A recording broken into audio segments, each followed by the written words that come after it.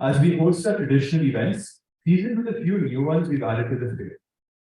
I'm Arjun Pal, and I'm privileged to be hosting you for today's inaugural ceremony. I invite our organizing team to escort the chief guest, the director, dean research, and dean academic to the dais.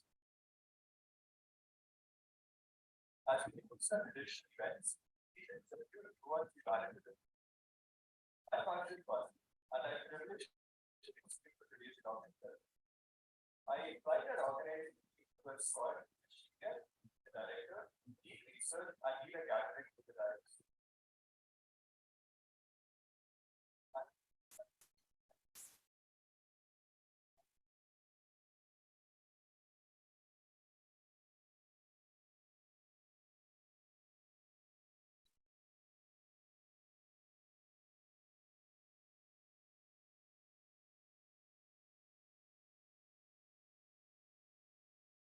Connaissance is a play on the French word that means knowledge or awareness. As JIPMERites, we tout our commitment to promoting the medical sciences and are proud of the varied experiences this institution enables us to engage with. At Connaissance, we aim to champion medicine and research, and we hope to leave you with 3 days worth remembering.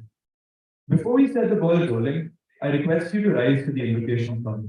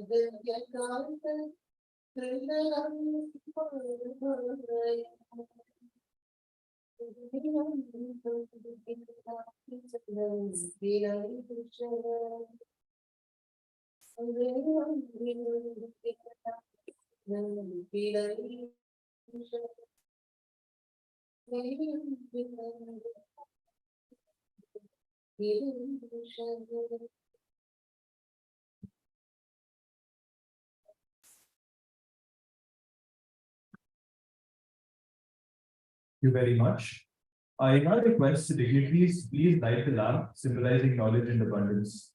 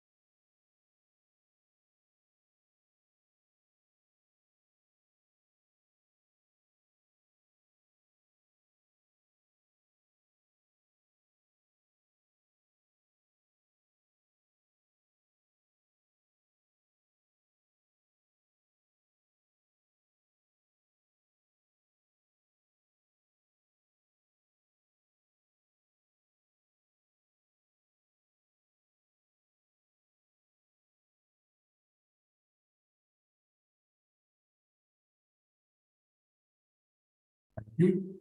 May I request our organizing secretary, Mr. Kaustav Biswas, to felicitate the Telecast.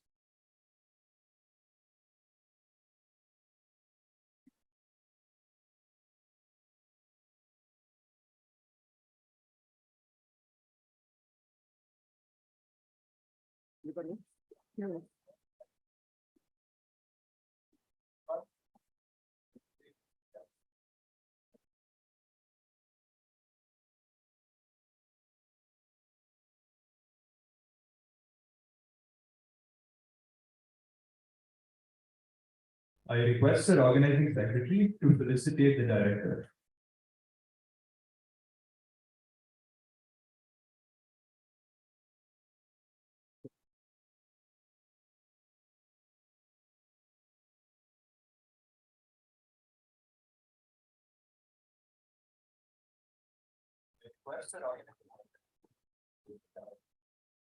I request our organizing secretary to now felicitate the team research.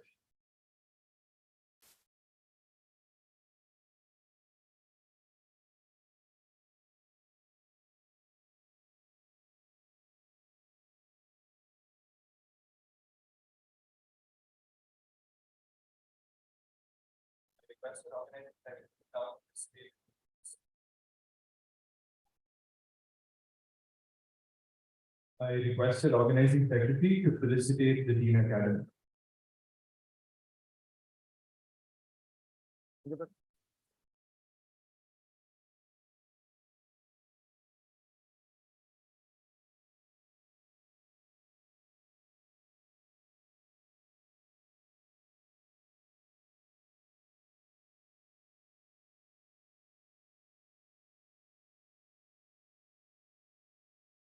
Thank you. To get the show on the road, may I request the event coordinator, Mr. Shohardya Nandi, to deliver the welcome address.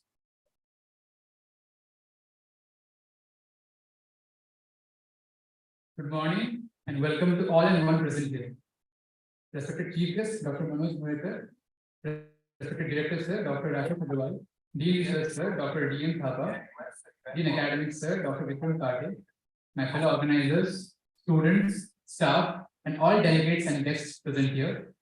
I welcome you all to this inaugural ceremony of Connaissance 2023.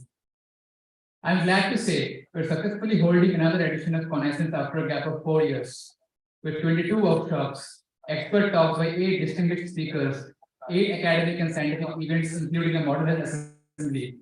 Connaissance 2023 is stated to be the biggest since its inception.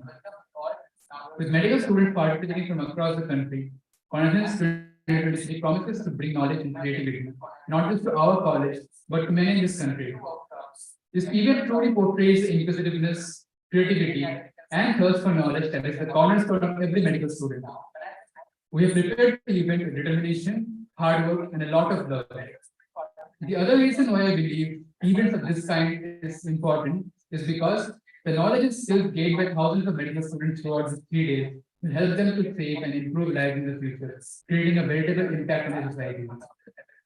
Not just students, but numerous faculties, residents, technicians, administrative workers, and so many more people have put in the valuable time and hard work to make this event a reality. We extend our heartfelt gratitude to all of them. We hope these 3 days will provide holistic education, knowledge, and skills to all delegates. We hope you meet new people and form new connections among the medical community in these 3 days. Last but not least, we hope you go back to your college with fond memories of these 3 days, while we try our best to live up to our theme. Again, I welcome you all to JIPMER Connaissance 5.0 2023. Thank you.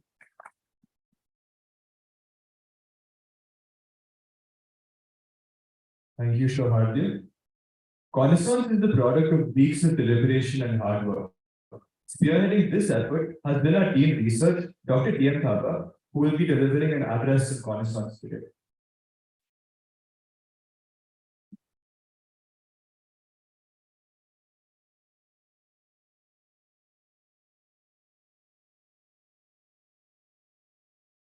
Good morning, everybody. Respected chief guest of today's function, Dr. Manoj Mohekar, Director, National Institute of Epidemiology, Chennai. Our respected Director, Dr. Rakesh Agarwal, Dean Academics, Dr. Vikram Pate, the organizing team of Connaissance 2000 faculty members, their students, and others who have joined together in this inauguration function. As we know that the Connaissance was conceived in the year 2017 as a international undergraduate medical student conference. And from that year onward, we had this event as a yearly event. It went on yearly till 2019. In 2020, the schedule got interrupted because of the COVID-19. And this year we are lucky enough that we could organize this event, and which is being hosted and run by the undergraduate students. It's basically the goal is of inculcating research temperament among the young budding doctors. Research is to see what everybody else has seen and to think what nobody else has thought. And this is precisely what Connaissance aims to promote. Connaissance annually attracts thousands of MBA students from all over the country and abroad, and it is the largest international conference exclusively for MBA students held in the country. This conference comprises of a number of scientific events, which the welcome address, it has been narrated. There are workshops, there are case presentation, posters, oral paper presentation, quiz, debates. There are symposiums and guest lectures by eminent personalities. Student keynote address is delivered by an eminent student researcher who has made his mark in the field of research. This research event is conducted by the students and for the students with inputs and guidance from faculty and organizing chairs. Though this has not been conducted in the last 2 years due to this COVID pandemic, so it is hoped it will be it was thought that it will be revived soon, and we tried to organize this event this year. And this will be held with the same scientific temper, gusto, and enthusiasm among the students in the future events also. With these 2 words, I thank the organizers and the team Connaissance all the best to and all the successful events to happen within the campus. Thank you, everyone.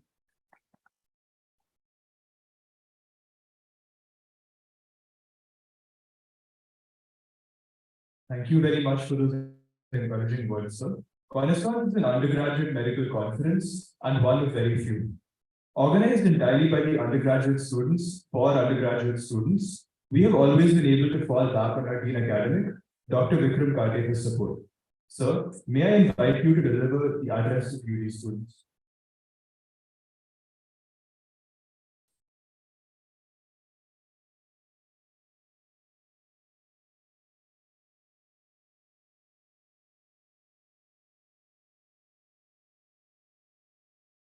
Very good morning to all. Respected chief guest for today's function, Dr. Manoj Mrekar, esteemed director, Professor Rakesh Agarwal, Dean Research, Professor Thapa, the student organizers, principal student organizers for this conference, Ms. Nandi, Organizing Secretary, Mr. Ostov, Mr. Arvind, the esteemed faculty of JIPMER, the students who have come from all over India for this conference, and of course, the students of JIPMER who have organized this wonderful event. It gives me great pleasure to see so many young, exuberant minds gathered here today for this Connaissance, which is continuing for the last several years. I am sure that every individual will undoubtedly leave with this numerous valuable insights and learning from this conference, which is there for the coming 3 days. Now, before we embark on this journey of 3 days, let me share with you 3 key pearls which you should take from this conference when you go back, and the students of JIPMER who are principally involved, organizing and taking part in this conference. The first is, through such conferences, you will learn to make scientific presentations and foster the importance of research, which is a major key, and it plays an important role in this rapidly evolving world where advancements in healthcare are transforming the way we diagnose, treat, and prevent diseases. We also know that research cultivates a sense of intellectual curiosity, which is the driving force behind innovation.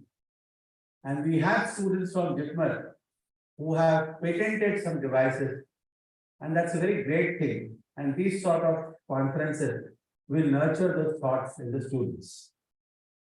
The second highlight is effective communication. I always tell my students that's a very important art which has to be learned. Nobody is born with an inherent art of communication. As it is a bedrock of scientific process, it allows knowledge to be shared, critiqued, and built upon. This skill will not only benefit you in the academic settings, but also prepare you for future roles as educators, mentors, and of course, leaders. Lastly, such platforms provide opportunity to network and collaborate. That is one of the important things of any conference. And many of the Western large conferences, they have important networking sessions itself so that they can collaborate with the professors. By connecting with individuals from diverse backgrounds and fields of study, students gain access to the wealth of insights and experiences that go beyond their textbooks. It also builds connections through which students can find mentors, professors, and like-minded peers who can offer guidance, advice, and encouragement.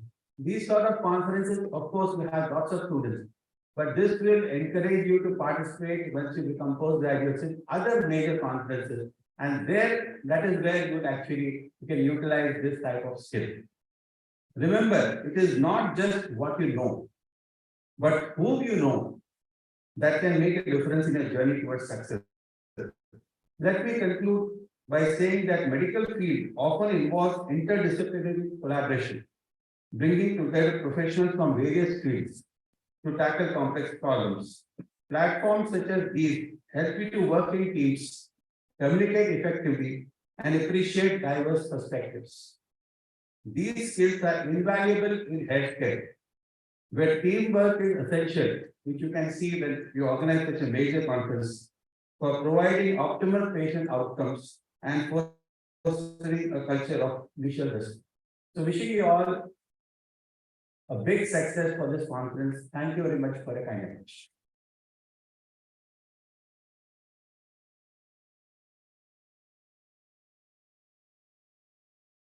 Thank you so much, sir. We will be sure to keep these 3 points in mind as we navigate our way through the next 3 days and the rest of our careers. I now request our esteemed director, Dr. Rakesh Agarwal, to introduce the chief guest and address the gathering. Thank you. Good morning. Dr. Manoj Murekar, our chief guest for the day, Professor Thapa, Professor Kate, deans of the institute, the organizers of this conference. Let me take the liberty of addressing them by their first names.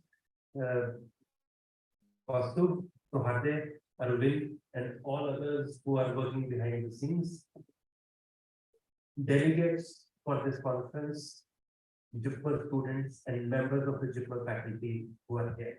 Good morning.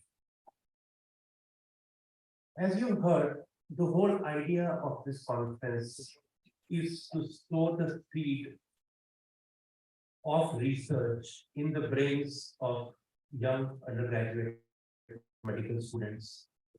with the hope that many of these seeds will germinate, grow to different levels, and will take the field of medicine in different directions. Some of us think of research as an end in itself, but really speaking, as you practice clinical medicine, you will realize that actually what research teaches you, asking questions, having a sense of disbelief in everything, questioning everything, that's very important every time you see a patient and treat a patient. So when we came to whom we should invite as chief guest for inauguration of this conference, it was very clear to us that it has to be a person who's been deeply involved in research, who's engaged in research and started doing research early in life. And that's where our choice fell upon Dr. Manoj Mudhekar. Dr. Mudhekar is the director of National Institute of Epidemiology in Chennai. I've known Dr. Mudhekar for nearly 3 decades. I think I got to know him in mid-1990s. He did his MBBS and MD at Government Medical College, Nagpur. He also has a master's degree in international public health from the prestigious Centers for Disease Control and Prevention, Atlanta, USA. After doing his master's degree in preventive and social medicine from Nagpur, he worked for a few months as a faculty member in that institution. But very quickly, he decided that he wanted to pursue a field of research. And he left the mainland and moved to Port Blair in Andaman and Nicobar Islands and did some very interesting and useful research studies in viral hepatitis. And that's why I have known him, because that's the field that I worked in, viral hepatitis. He did several seminal studies on viral hepatitis, in particular hepatitis B, among the various tribes in Andaman and Nicobar Islands, and his work was internationally recognized. After spending about 10 years there, he moved to the National Institute of Epidemiology in Chennai and has been working there since in different capacities, and for the last 6 or 7 years as the director of the institution. Most of his work has been directed towards, or research has been directed in such a way that it influences public policy. Most of it has been in infectious disease. He has worked, in addition to viral hepatitis, in the field of congenital rubella syndrome, other vaccine preventable diseases, in relation to tuberculosis, chikungunya, soil transmitted helminthic infections, rabies, dengue, and in the last 3 years on SARS-CoV-2 infection, and also mucormycosis that happened following the SARS-CoV-2 pandemic. He and his group are also doing research into non-infectious diseases, in particular hypertension, diabetes, and how to deliver. A lot of it is also implementation research about how healthcare can be delivered more effectively. So we thought given his varied experience, not only in some lab research, epidemiological research, and now implementation science, would be the best person to talk to young students and give them a flavor of how different things can be done in research and how it influences public policy. So with that, I think I can tell you that you are in for a treat when he's going to talk to you about research. Thank you, Dr. Mudhekar, for accepting our invitation.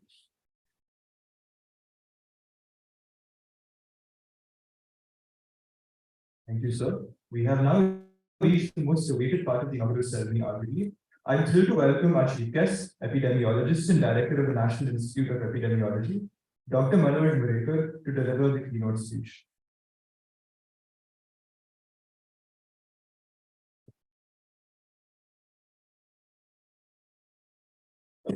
Professor Rakesh Agrawal, Director JIPMER, and a very close friend.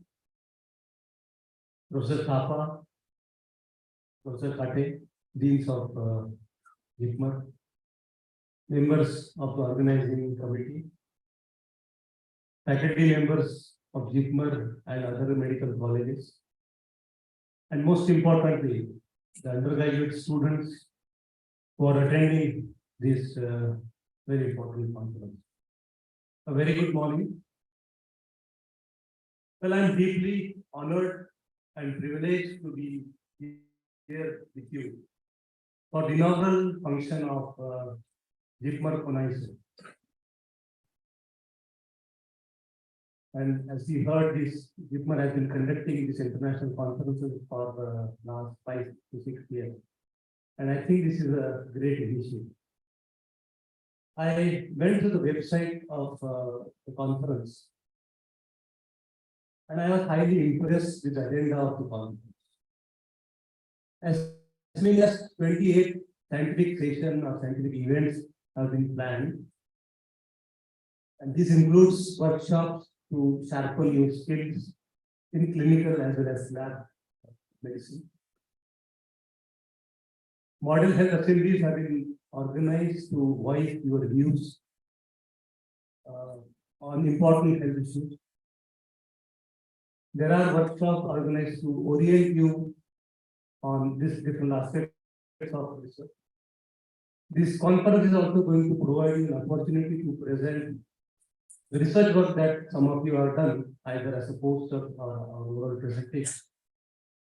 And I also found one unique thing, wherein you will be presenting an innovative idea in front of the faculty.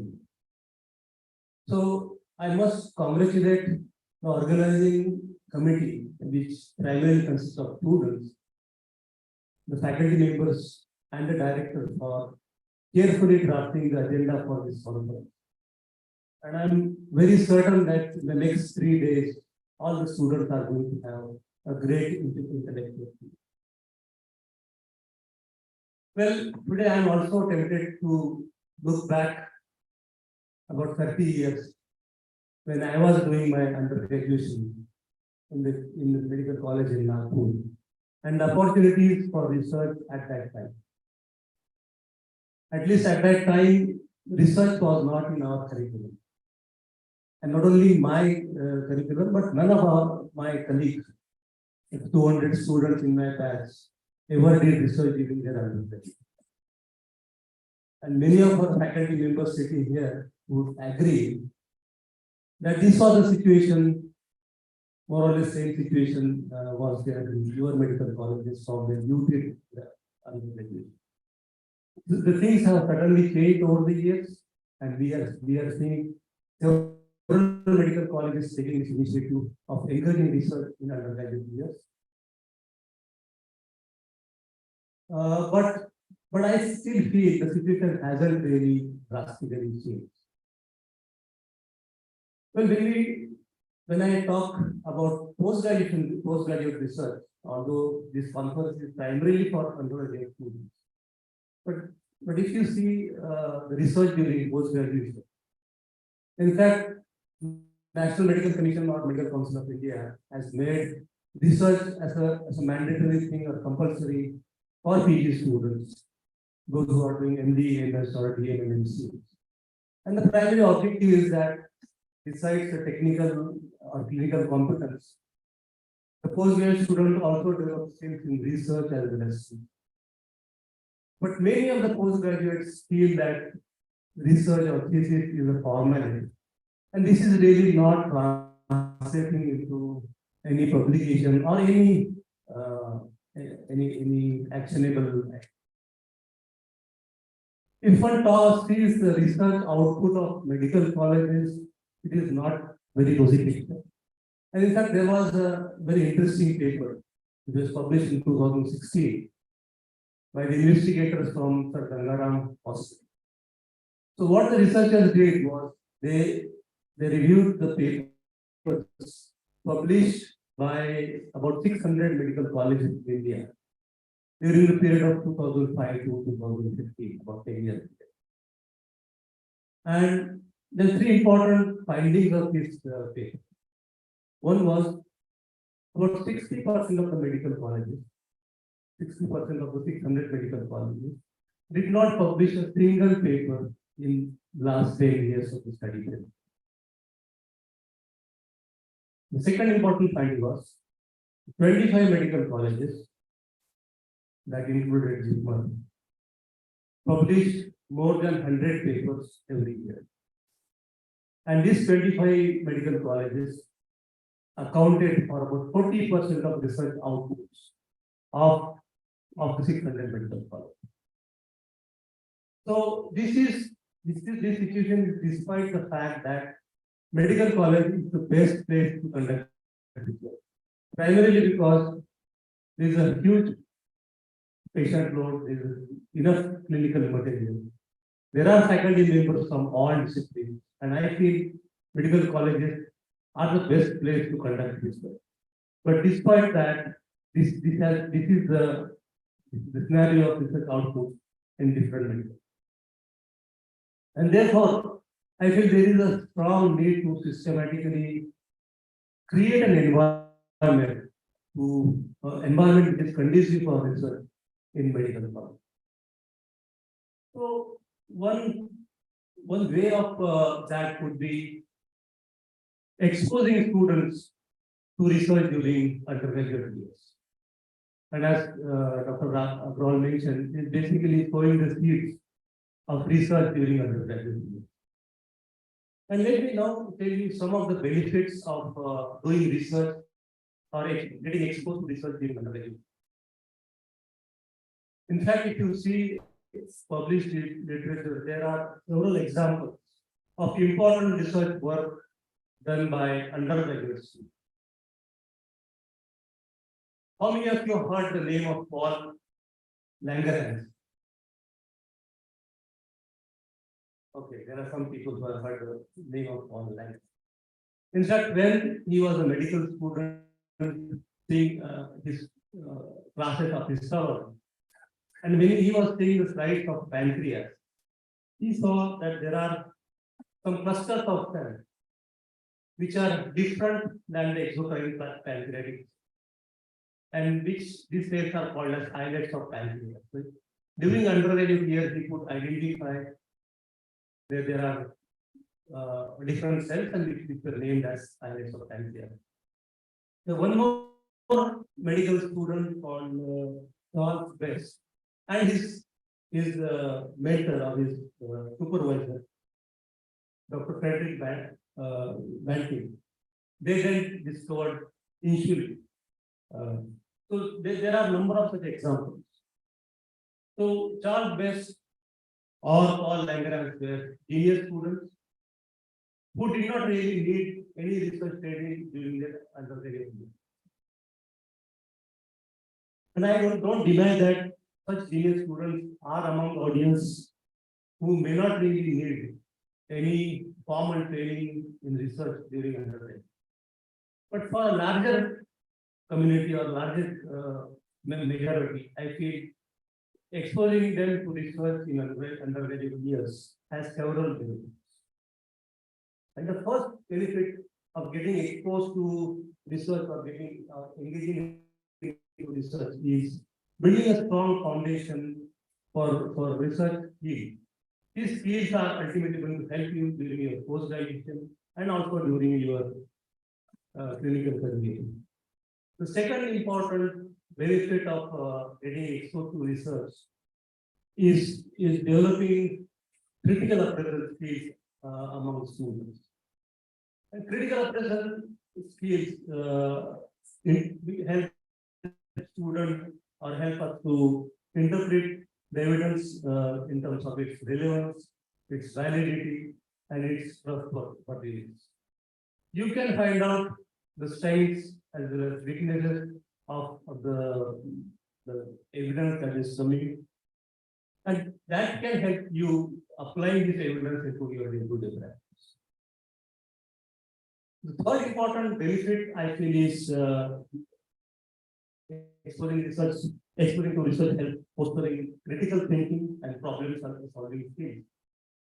And as has mentioned by D, that conferences like this is also going to provide an opportunity to collaborate with your colleagues.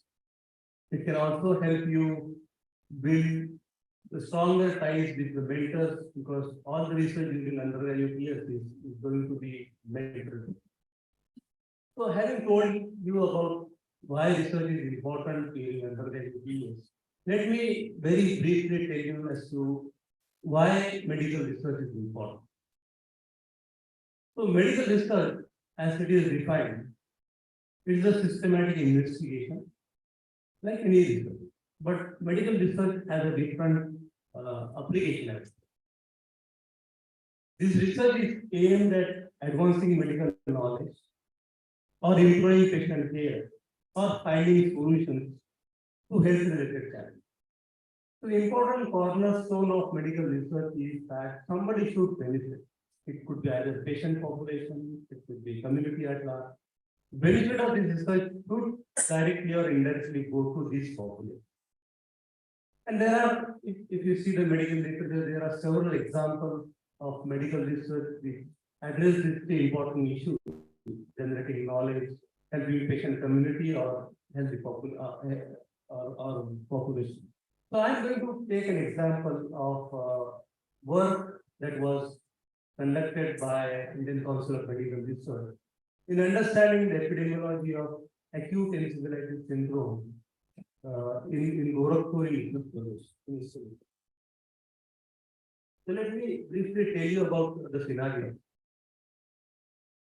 Outbreaks of acute encephalitis syndrome have been occurring in eastern Uttar Pradesh, in Gorakhpur and every 3 or 4 districts every year.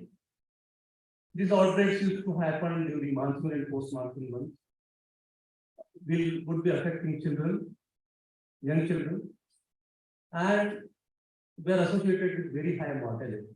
About 15 to 20% of children with AES used to die every year.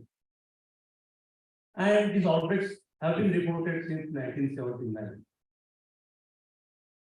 So 2005, there was a similar outbreak, a very big outbreak. It is reported as one of the biggest AES outbreak in India. More than 5,000 AES cases were admitted in BRD Medical College, which is the only tertiary care hospital in the region. And during this outbreak, National Institute of Virology as well as the DRDO, Defense Research Development Organization, they investigated this outbreak and they found that the evidence of infection due to Japanese encephalitis in about 20-25% of the people. So Japanese encephalitis, as you know, is a viral disease, a very viral disease transmitted by Culex mosquito, bite of Culex mosquito. And pigs and birds are the intermediate host or amplifying host where virus-based money. So after this etiology was identified, Government of India took an important decision to introduce Japanese encephalitis vaccine in the area. And we didn't have any vaccine that time, so a vaccine from China was procured and it was introduced in the region. Initially as a mass vaccination campaign, which was given to children up to 15 years of age, and then vaccine was also introduced in the routine immunization program. But despite this, the AES cases continue to occur, outbreaks continue to occur. Yes, because of vaccination, the proportion of Japanese encephalitis cases among AES decreased. But AES cases, AES outbreaks continue to occur. So in 2016, because the outbreaks were still happening, in 2007, the field unit was established at the National Institute of Virology in Gorakhpur, and they started conducting several studies. And there are two important studies. One was basically done in during 2006-7 outbreak, and another study in 2008, which was conducted by SGPT and Lucknow. And in both these outbreaks, they identified enterovirus as a etiology in ESK. And this was primarily based on PCR diagnosis. And that time the hypothesis was made that because of contamination of water, the enterovirus is getting transmitted. And therefore, the public health interventions to control AES, besides daily vaccination, were aimed at making the shallow tube wells into deep tube wells. The water level in Gorakhpur is very shallow. In 5 to 7 feet, you get water. So the entire energy of the government was spent in converting the shallow tube wells into deep tube wells. But in spite of that, the AES cases continued to occur, and subsequent investigations enterovirus was never detected in such a large number. So therefore, in 2014, ICMR established a multidisciplinary group of scientists, of virologists, of lab experts, entomologists, consisting of institutes from ICMR, National Institute of Virology, National Institute of Epidemiology, Vector Control Research Center in Pondicherry, medical colleges including JIPMER, Pondicherry, CMC Vellore, and Manipal Institute of Virology. So during the 2014 and 15 outbreak, these teams had a first breakthrough. About 60% of the sera of the patient from AES had they detected IgM antibodies against Originator tuberculosis. Originator tuberculosis, as you may remember, is a positive variant of scrub typhus. And scrub typhus is a disease which is transmitted by infected trombiculate mice.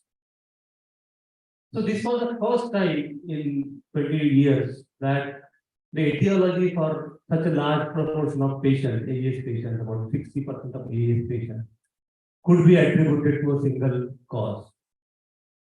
And when these findings were presented to the highest board, to an expert committee in ICMR, they basically doubted the findings for two reasons. First is the clinicians from the local area didn't think that it is scrub typhus because none of the children or none of the patients had ischia, which is a characteristic or pathognomic of scrub typhus. And secondly, the age of this patient was different than what has been reported for scrub typhus. Scrub typhus generally was considered as an occupational disease. Used to occur, the outbreak used to occur among military people or soldiers who are going to the forest. But this outbreak was affecting younger children. But one thing ICMR did was, since they didn't completely refute the finding, they made an important recommendation of giving intravenous azithromycin to all AES patients admitted to the medical college. So that recommendation was given. And this group was suggested to do additional studies to understand the epidemiology of acute respiratory syndrome. So the first thing what we did was we established or we basically strengthened the AES surveillance in the medical college, because this is the only tertiary hospital in the region catering to 4 or 5 neighboring districts. So almost all AES cases would come to this hospital. So the first thing we did was we strengthened the surveillance. We started collecting clinical as well as lab data systematically from all the patients who were hospitalized. And what we found was the median age of patient was about 6 years. Both girls and boys were equally affected. Patients presented with fever, seizures, vomiting, altered sensorium, uprolling of eyes, and headache. But one important thing after interviewing this patient was this patient had a history of fever for about 10 days. And the serious symptoms started only after 10 days. There was a gap of about 10 to 12. On examination, patients had hepatosplenomegaly, conjunctival congestion, periorbital edema, and inguinal lymphadenopathy. So lymphadenopathy, hepatosplenomegaly was a predominant clinical finding. But again, ISHAR was not seen in any of the patients that was. The common hematological and biochemical abnormalities included leukocytosis, thrombocytopenia, abnormal liver enzymes. CSF was clear with leukocytosis, with the mononuclear predominance. And again, during serological as well as molecular investigation, about 60% of these patients had etiology indicating a OHR. Then we also analyzed the data because all AES patients, virtually every AES patient was receiving IV erythromycin. We basically analyzed the data to find out whether the mortality was different among scrub typhus patients as against scrub type negative patients. So what we found was the AES patient with ORH infection or the scrub typhus had a much lower mortality, about 15%, as against those AES patients who did not have etiology for it. So this was one important or second important point again towards indicating that it is infection due to ORH. Then we did one more study, a simple case control study. So we collected blood samples from AES patients hospitalized in the medical college, and we took age as well as community match or neighborhood match control, and we tested their blood samples for IgM and IgG antibodies against ORH. And what we found that AES cases had a much higher odds of being positive for both by IgM as well as IgG antibodies against ORH. So this was another piece of evidence indicating that this is a subtype. All the studies till that time were happening in the medical college, in the tertiary medical college. We didn't have any information as to what is happening in the community. So in 2015-16, we established fever surveillance in the primary healthcare centers in the area. And all the children coming to the hospital with fever of at least 3 days duration, we collected their blood sample, we collected their clinical details, tested for IgM antibodies against subtypes. And we found that about 25% of the fevers were due to subtypes. Then another ICMR Institute conducted a sero survey in the community to find out the endemicity of subtypes in the area. And they in fact did 2 surveys. First survey was done before the outbreak season during May that year. And the second survey was done, sero survey was done at the end of the outbreak. So what was found that about 50% of the patient, children, infants, not infants, sorry, of the healthy population had IgG antibodies against subtype, indicating a past exposure to ORH. After the outbreak, this proportion increased to about 70%. So again, indicating a large or huge transmission that is happening during outbreak period. So by these studies, sort of established that AES is due to subtypes. Fevers in that area is about 25% of them are due to ORH. But we didn't have any information about what is happening in animals or what is the vector, whether there is infection in mice. So Vector Control Research Center then conducted a very important study. They collected small animals or rodents from the peri-domestic area. About 5 villages were selected for that. The traps were laid and rodents and small animals were collected. So they also collected blood samples from small animals. And blood samples were tested for serological as well as molecular evidence of ovulation. And ectoparasites, that is mites from this mat of the rodents, were then collected. And they were also tested for PCR to find out whether there is an infection due to ovulation in these mites. So what they found was Sancus murinus, which is in Marathi it is called as Chutundari or Chuchundari in Hindi. That was the commonest small animal that was seen in that area. And both serological and molecular evidence of OH infection was seen in Sancus murinus. The mite pools were also positive for ovulation on PCR. One more important thing is called figure index. Figure index basically means what proportion of the small animals have this mites. The figure index in that area was about 20%. And for sustaining the transmission, the threshold figure index is 0.69, indicating that figure index during this post-monsoon months or monsoon and post-monsoon months is several times high in Gujarat. So these all findings basically suggested that AES subtype or orange which is a major etiology of AES in the area. Then we also did one more study to find out why children are getting this infection. Because everywhere it is the adults who are affected, but why children are getting infected here. So we did again a case control study to find out risk factors of subtype infection in children. And what we found that certain behaviors of children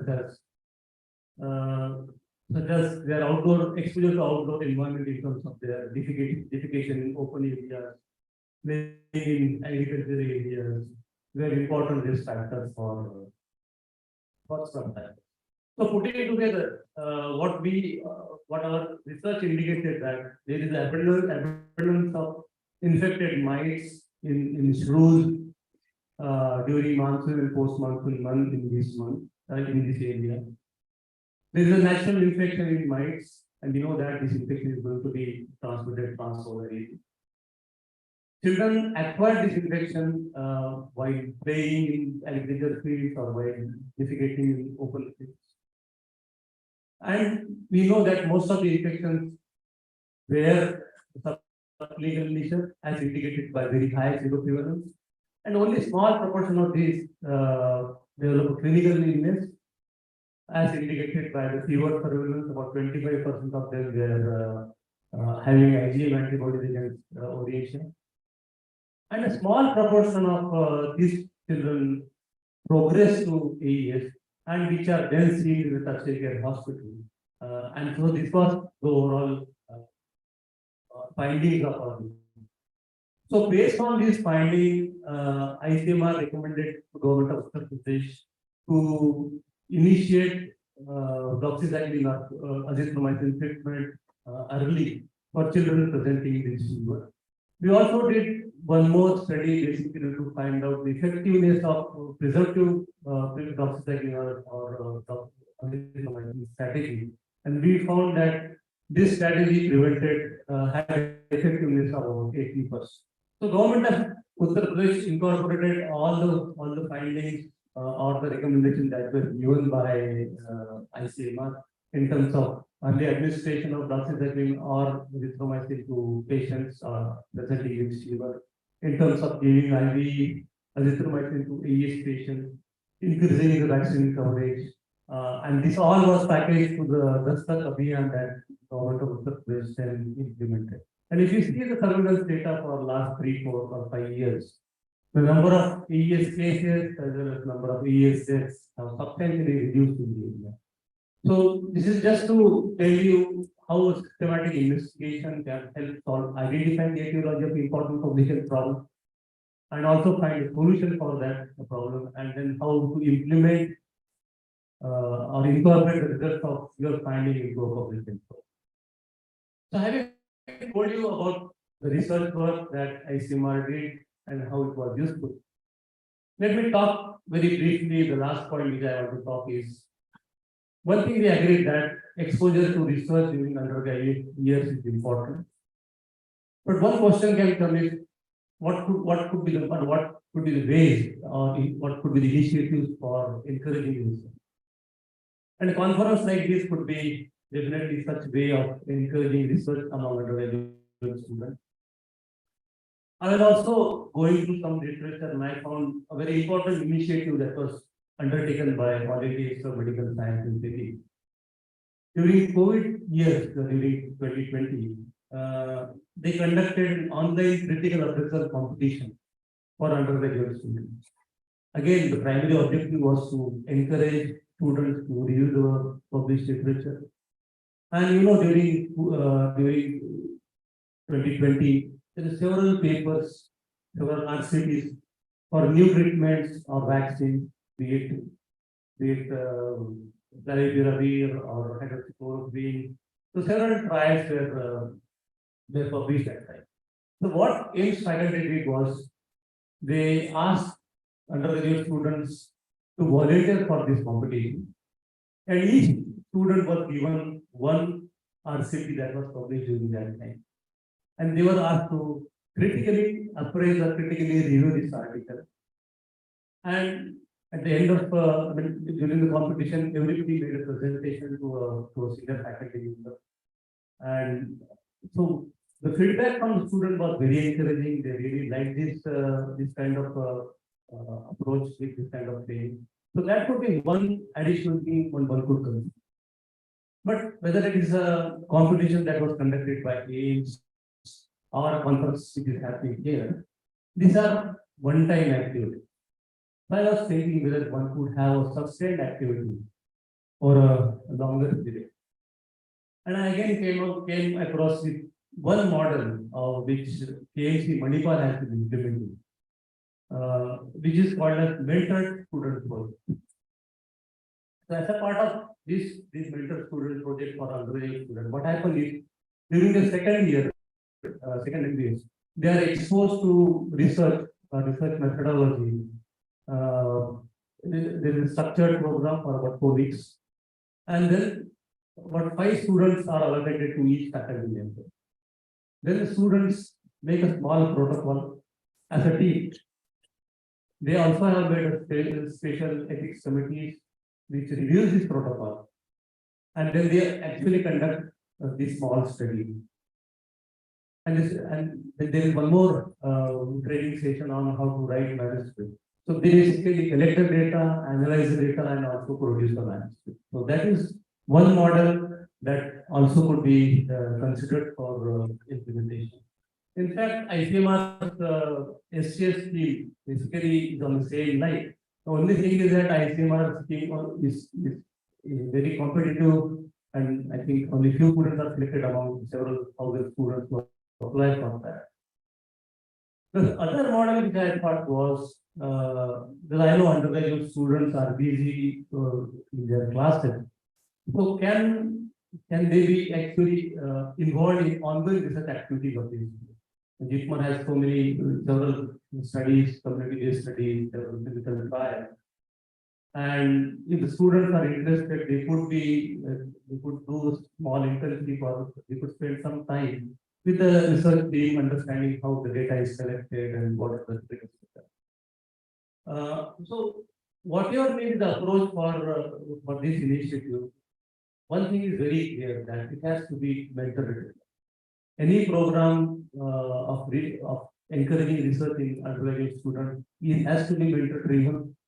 And I really congratulate all the faculty members of JIPMER for organizing a conference like this for the past 5-6 years.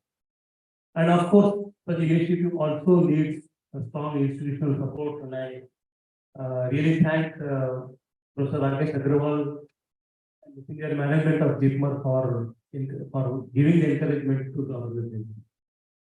So I hope at the end of these 3 days, you will have a different flavor of research.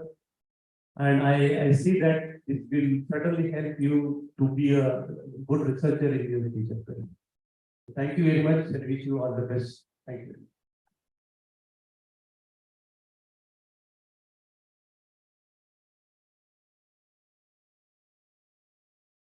Thank you so much, sir.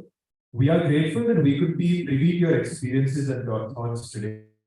Your encouragement means a great deal to us, and we now view research from a different viewpoint that I'm sure will guide us for a long way to come. Thank you so much. May I request the Director and Organizing Secretary to felicitate the Chief Guest with a memento on behalf of Connaissance as a token of our respect.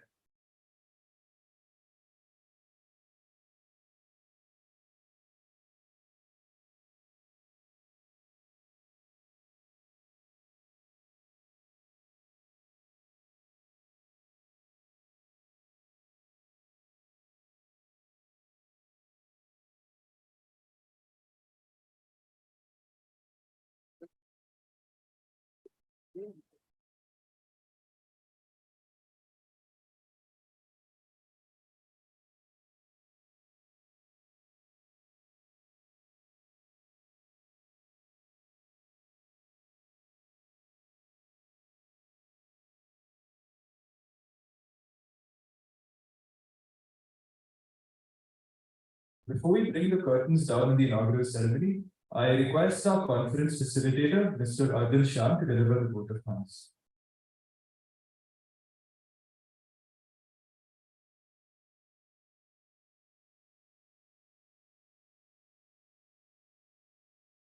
Good morning. Honorable Chief Guest Dr. Manoj Morekar, sir, Respected Director Dr. Rakesh Agarwal, sir, Dean Research Dr. D.M. Thapa, sir, and Dean Academic Dr. Vikram Kate, sir, respected faculty, fellow organizers, and my dear friends. It is my privilege to propose a word of thanks for the undergraduate medical conference Connaissance 5.0 organized by the undergraduate students of JIPMER. At the outset, I would like to express my profound gratitude to the chief guest for today's function, Dr. Manoj Morekar, Director of the National Institute of Epidemiology and the Indian Council of Medical Research, for sparing his valuable time to participate in this conference. Thank you, sir, for your gracious presence today.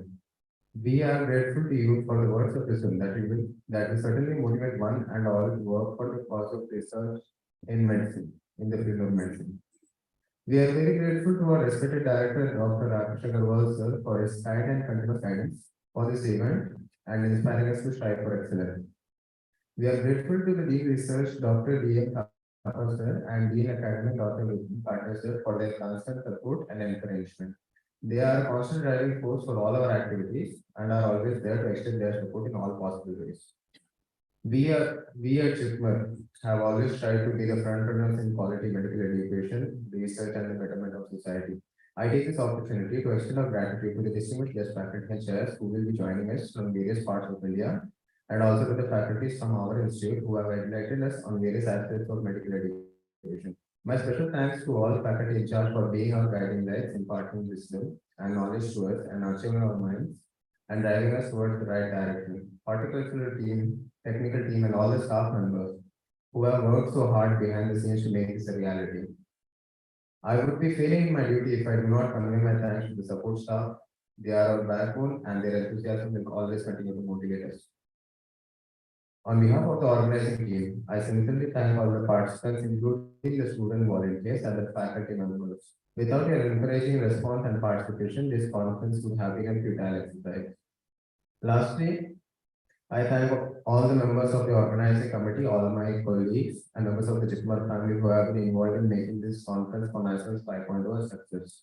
Despite our best efforts, there may have been some lapses.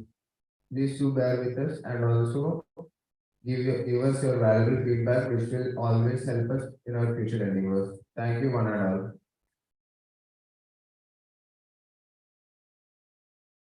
Thank you, Arthur. I now request everyone to rise to the national anthem.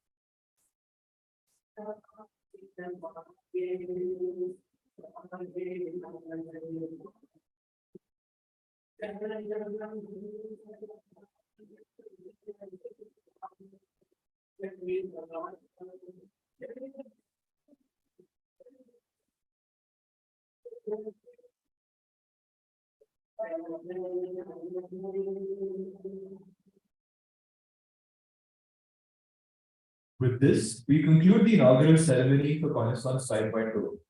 I invite everyone to join us for high tea, which will be served in the pantry shortly. You will find the pantry to your right as you exit this hall. Thank you so much.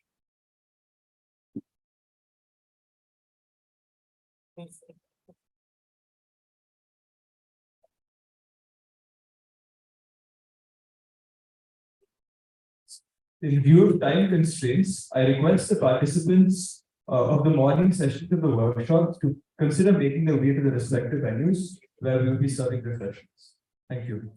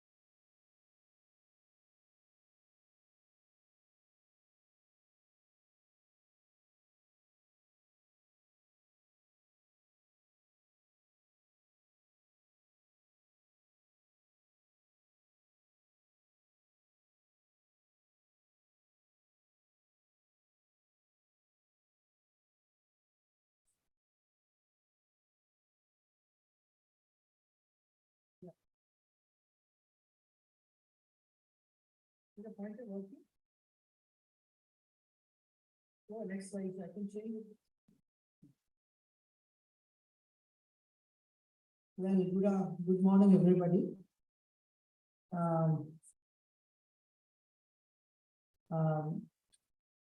When the organizing chairman of this Connaissance 23 requested me to join for this lecture, I said this is an unusual presentation. He said, no, we want you to come. I never say no to students. So that's why I'm here. I'm a retired professor of director professor of JIPMER. I've started my work long before probably you people were born. But my work is started and it's still going on. I have not stopped.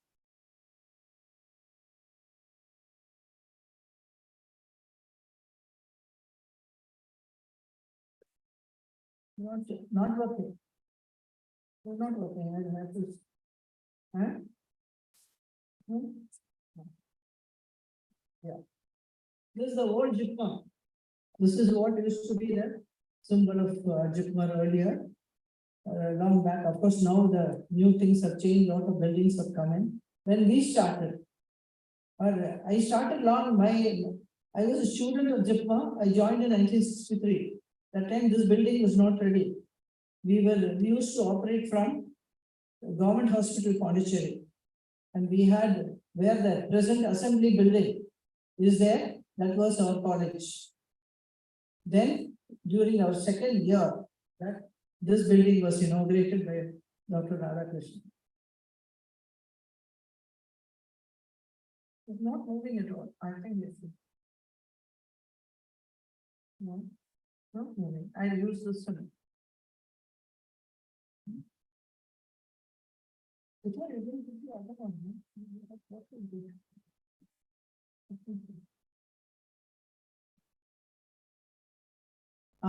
This is the slide I wanted to put.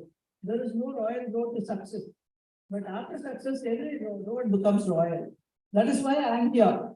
Just because I received the Padma Shri, I have been here. Otherwise, none of you is there. Okay. None of you would have even recognized me if I walked on the road. Though I have been doing work for a long time. There are many people who have been unrecognized like this for a long time. Till something came up, because I received a national award, national acclaim, that I am here. Otherwise, JIPMER, as a retired professor, none of you would have invited me even to talk.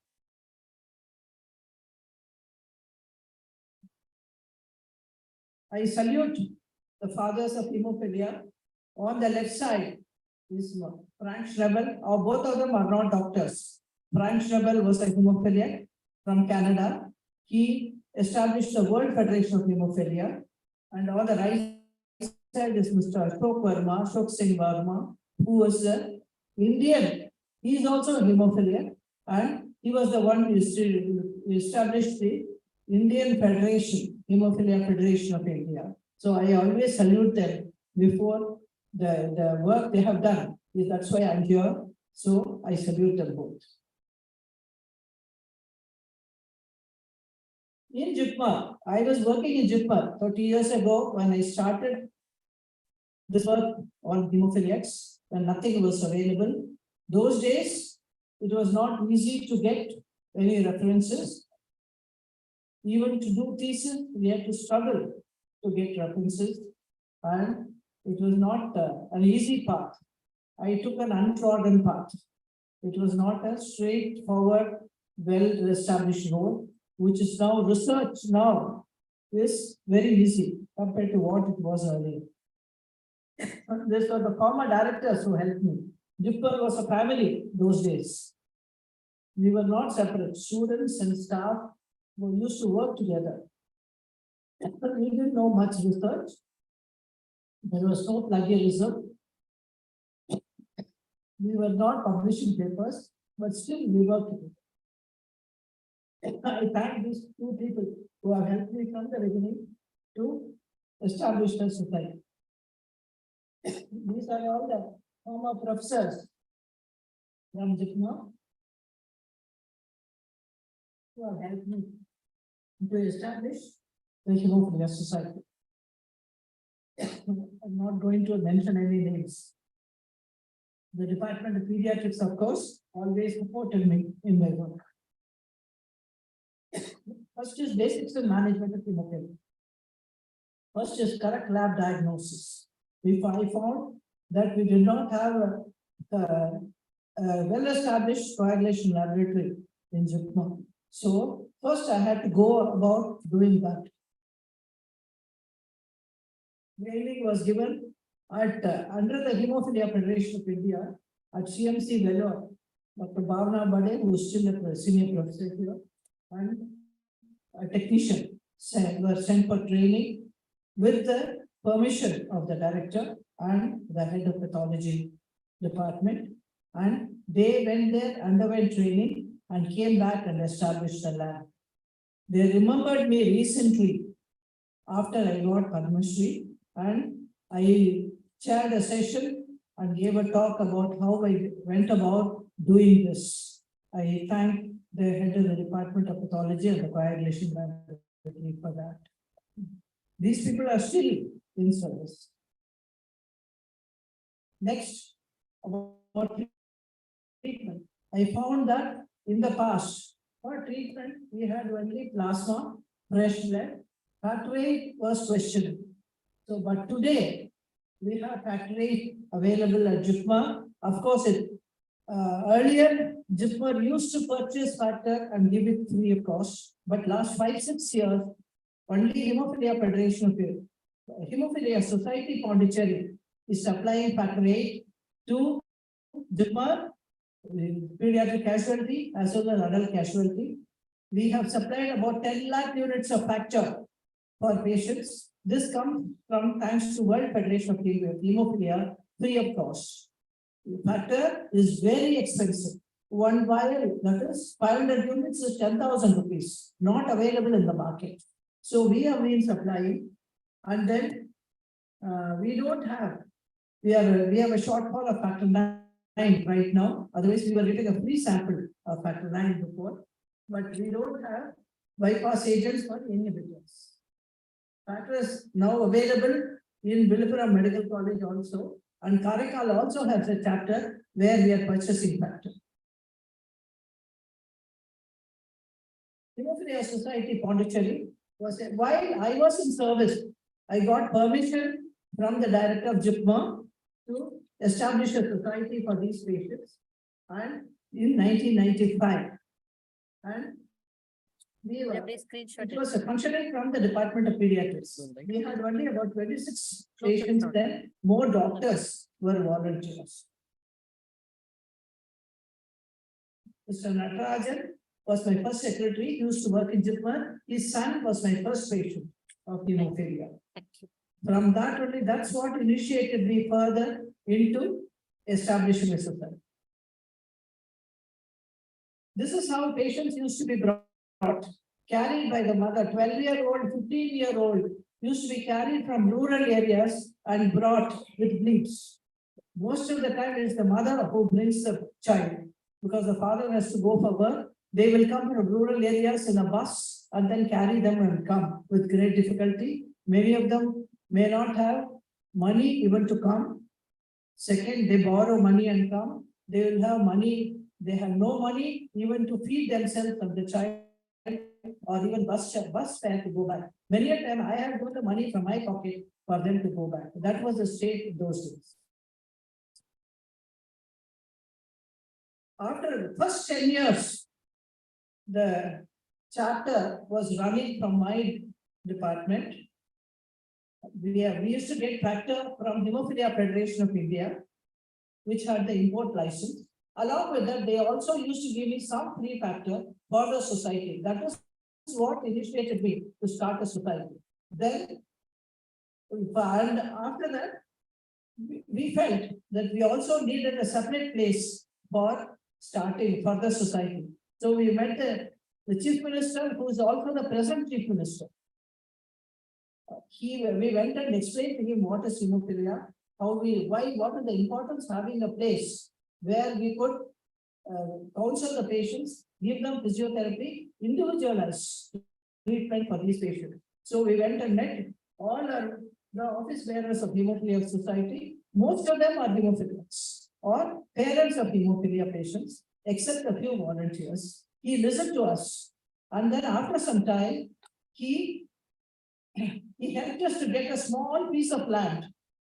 I told them it should be near JIPMER. So there's a small piece of land near JIPMER, and he initiated Indian Oil Corporation under their CSR to build a building for us. It was with the kind officers of the Chief Minister of Pondicherry that we would get a building and start functioning from that. By the time, I found that just treatment is not enough. We also have to look after their education and also help the parents. So I took a voluntary retirement from JIPMER just to help these patients. And then I took VRS in 2003 to help these patients. So after that, I have been working with them in my chapter. In 2005, our building was inaugurated. You can see all the VIPs of Pondicherry and also president of the Hemophilia Society then, who is himself a professor of pathology in Davangere, and he is himself a hemophilia. So with the help, we inaugurated the building. From then on, we have been functioning in a building right behind Dhanvantari Nagar Police Station. You will see that there's an yellow building right behind Dhanvantari Nagar Police Station, very near the residence of the Chief Minister, and he has got a temple. Very near that we have got. As you pass through that, you will find that building. Earlier, there was nothing there. Only our building was there. This is the old building. Now we have renovated and expanded the new building recently. Presently, Hemophilia Society has 312 members with bleeding disorders that consist of mostly children. We have got children from 6 months of age to 73 years old man, who's our treasurer. And the families are all registered in our society. Many of them come from rural areas in and around Pondicherry, about 100 kilometers radius. We also have 26 non-PWH members, doctors, physiotherapists, pharmacists, nurses, and volunteers. Activities to the society: identifying PWH, providing diagnosis. We are still working with JIPMER Hospital. They are providing free services for us, diagnostic facilities as well as treatment. Minor bleeds are treated in the center. Serious cases are referred to JIPMER. Casualty functions from JIPMER. We supply factor to pediatric casualty as well as adult casualty. Patients are admitted in JIPMER. Surgeries are done. Emergencies are looked after in JIPMER. I am thankful to JIPMER that they are providing free services for our patients. We do counseling and also regular physiotherapy. This is a voluntary, we are a voluntary non-profit organization affiliated to Hemophilia Federation of India. This is the only comprehensive center for offering free services on all days with persons with hemophilia. We give them factor free. They just have to register with us with 1,000 rupees for a family for the whole life. Whether the baby is 6 months or 10 years, we give them one card and the whole family is treated by us. Whether it be 3 patients, we have 3 people in the one family, sometimes even other members who have, but we treat them all free. There's only one registration for them. We give scholarships for children. 40 children receive scholarships for education. We give them scholarship up to college. Education rate up to college. Some of them have finished engineering with that. Some of them have finished medicine with that. Our boys are getting scholarship up to generally up to 18 years. But beyond that, if they are studying college, we also give them scholarships. We give to the women, mothers of hemophilia patients, we give them micro enterprise grant. That is to do some other business so that they will get additional income. We give it to mothers, not to fathers, so that they buy sewing machines, some of them have got cows, and then they are getting an additional income to look after the child. We also inaugurated a treatment center at the General Hospital, Pondicherry, where factor is supplied to Pondicherry patients. We have a physiotherapist. We had a physiotherapist who's now 85 years young. He used to come till recently to our center and then help us out. Right from the beginning, he has been with us. But now, due to his old age, we are not calling him. We have got a physiotherapist in JIPMER who has been trained by us for looking after hemophilia patients. We look at the deformities, because deformities are part of hemophilia. Joint bleeds, patients do not exercise, and then they develop deformities. That is why physiotherapy becomes the mainstay of treatment for these people.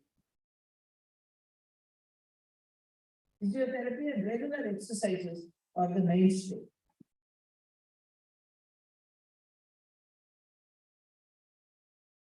On and off, we have to remind them. So we have camps so that they get, they think of exercise. Otherwise, none of us will exercise. Now, last 6-7 years, we are having patients with inhibitor to factor 8 and factor 9. That is increasing. Initially, we had one of the highest, 11 to 15%. Now it is 30% inhibitors. It is related to genetics. The amount of, it is a disorder, the genetic disorder, where it is related to the X gene, so X chromosome. And so inhibitors are directed at epitopes within the many various genes, and severe arises after a median of 9 to 11 exposure days to factor. We have got children who are 8-year-old, 10-year-old with inhibitors. Factor 8 inhibitor is more common compared to factor 9.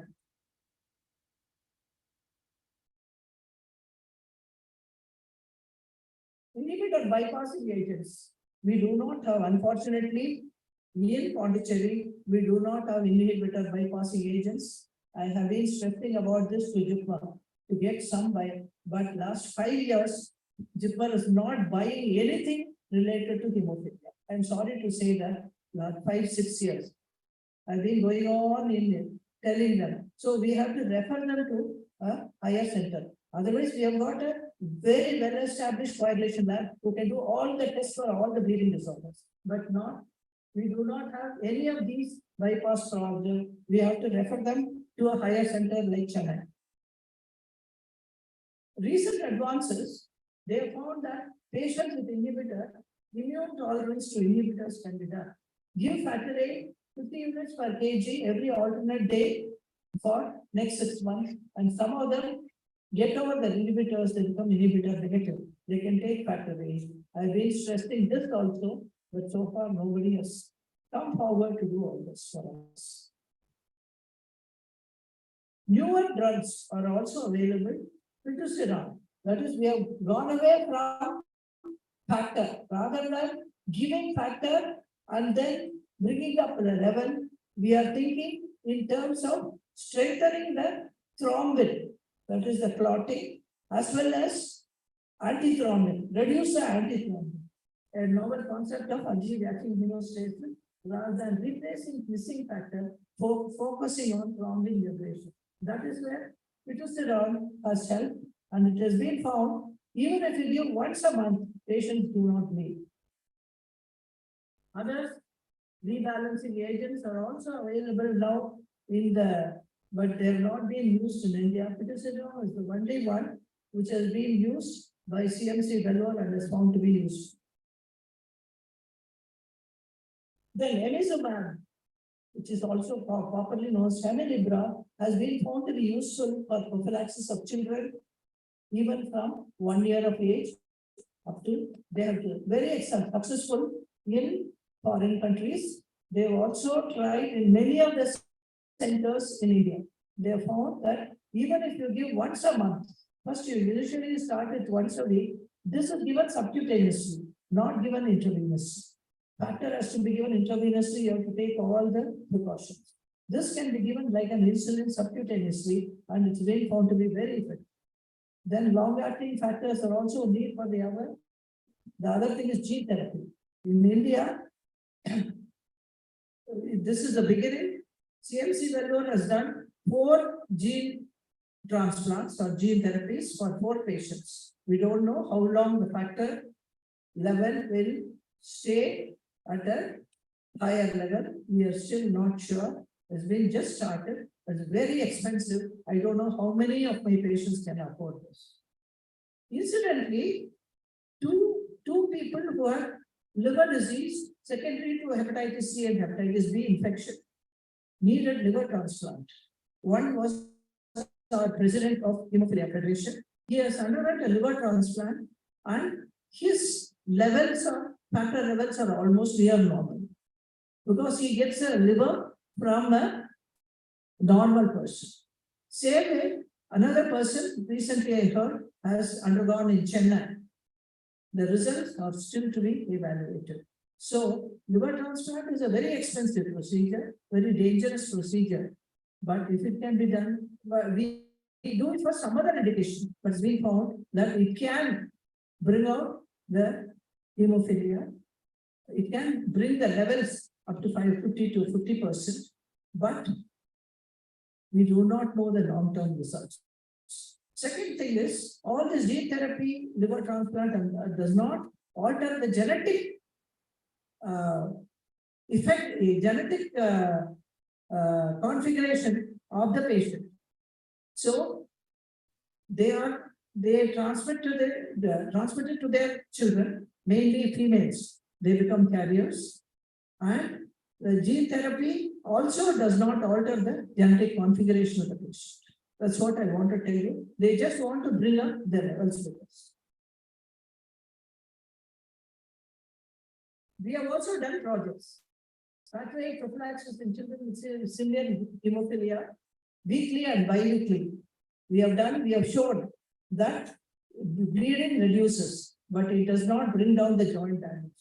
Radiosynovectomy using P32 with chronic in patients with chronic hemarthrosis is going on in JIPMER. Then there was a pseudotumor of the eye treated with low dose radiation of 5-year hemophilia boy about 10-15 years ago. Effect of there is somebody who has done a PhD thesis, a nursing officer from PIMS has done PhD thesis, and she has submitted it to Pondicherry University, still to be approved. We have our youth group, who all grown children who have started with me have all grown into youth group. They look after everything, but they also need psychosocial support. Suddenly they go into depression, and suicides are quite common among these groups. So we are giving them enough psychosocial support so that youth to youth, or even from a psychiatrist, so that they do not go into this. These are our children. Some of our children who are sitting there. We have a women's group consisting of carriers of hemophilia. That is, the mothers of hemophilic children or form our women's group. And so we also have something in, as I told you, they have some income generation schemes, and they meet each other and discuss their problems, how to overcome it. That's also done by them. In summary, the goal of hemophilia therapy is health equity, which can only be achieved when bleeding is prevented. Bleeding can be prevented and factor level is sufficiently high comparatively to affected people. Emerging therapies may provide sufficient hemostatic protection. Efficacy of hemophilia A and B gene therapy has been demonstrated. Predictability and durability of gene therapy remains to be demonstrated. Safety of gene therapy must be monitored for life for the rest of the people. We have come a long way, but still we have a long path to cover. Will it materialize before these children grow into adults? I'm not sure. I have a long path to cover still. Thank you very much.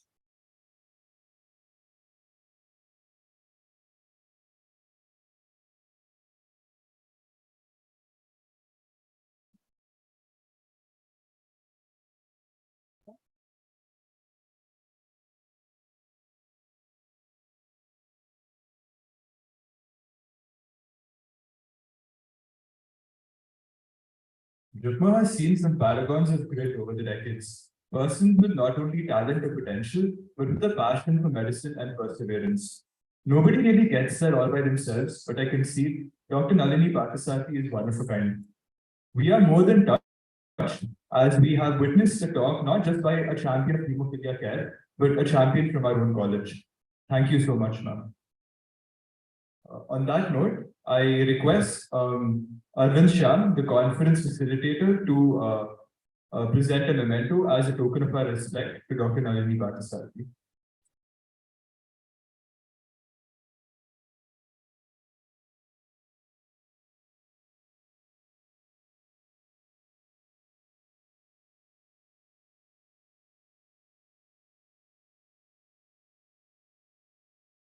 Thank you.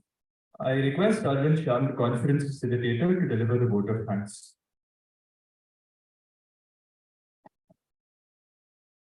Welcome back, one and all. Thank you, Dr. Nalini Parthasathi ma'am, for presenting a unique perspective on the role of treatment for hemophilia, how there has been magnanimous change and progress towards the role of treatment in hemophilia. As you said, there is no royal road to success, but any road which comes up with success becomes a royal road in itself. It gives a valuable insight to all of us that whatever road we take in life, if we go with the full dedication, perseverance, and the faith that it will lead to some sort of success, it will always prevail.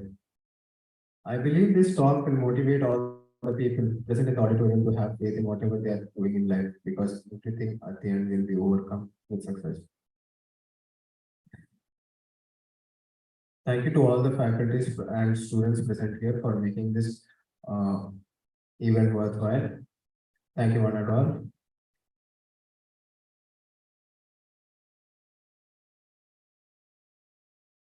Thank you, everyone. We will now break for lunch and we will reconvene at 2 p.m.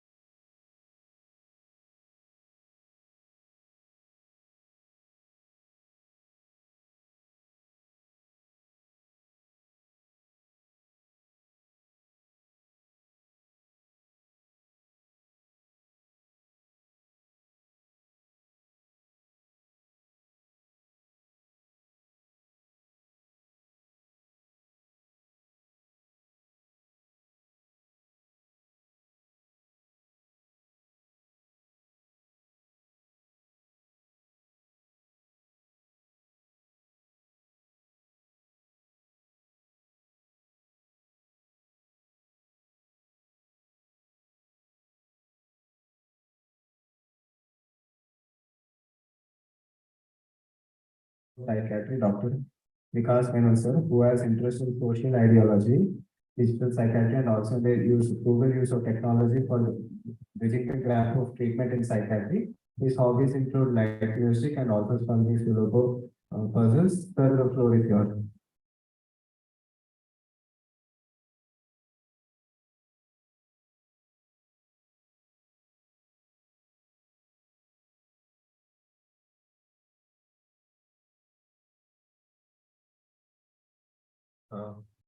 Good afternoon, everyone. Thank you so much for making it here. And I'm also thankful to the organizing committee for having me here. And really feel privileged to be among the list of speakers here. So we're going to talk about digital mental health in India. It's an upcoming area with a lot of potential and some area where, we have also been trying to do some work over the past 5 or 6 years. So we'll talk about that aspect today. As soon as I have my slides on the screen, I can start. Okay. Fine. So, this will be the brief outline of my talk. I don't know, they said that will interfere with the signals. So one cordless. I'm making.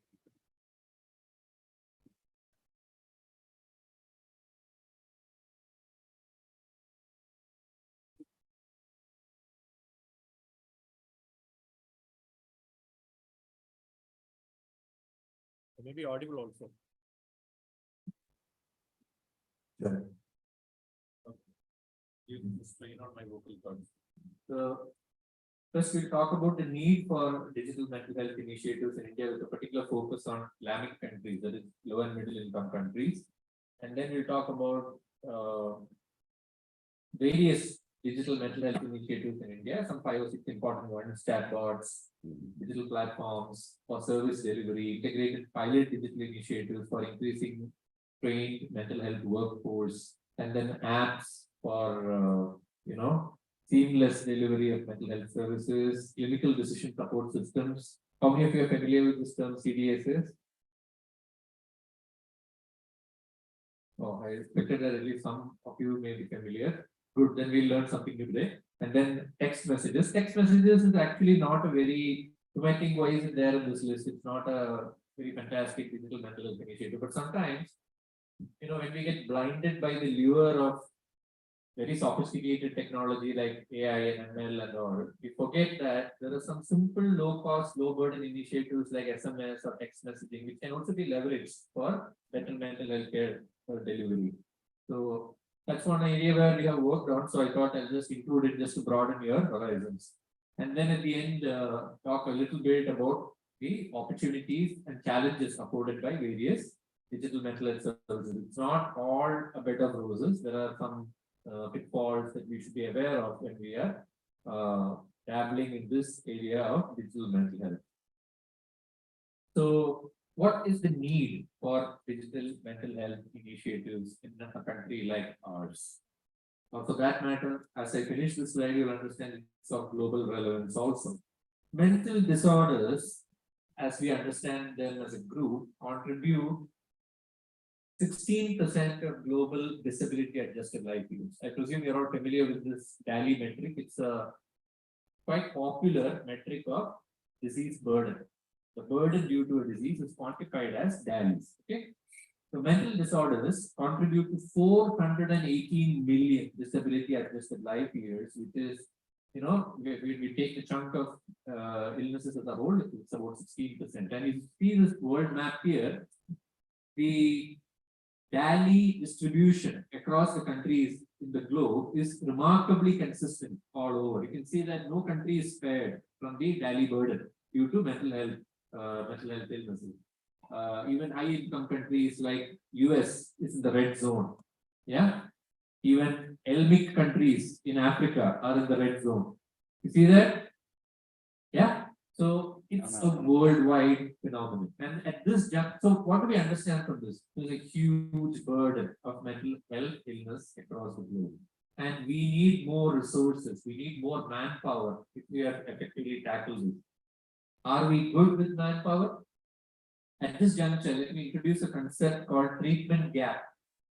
Are you familiar with this concept called treatment gap in any illness for that matter? It's a very simple concept. What treatment gap means is, it is the difference between the absolute prevalence of a disorder and the proportion of individuals with that disorder who receive treatment. So if you minus both, what do you get? Net result is you get a percentage of people with the mental health illness who require care but who do not receive it. That is what is the gap. Is it clear? Am I making sense?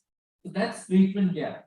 So now just take a guesstimate about what is the treatment gap in psychiatry for a country like ours.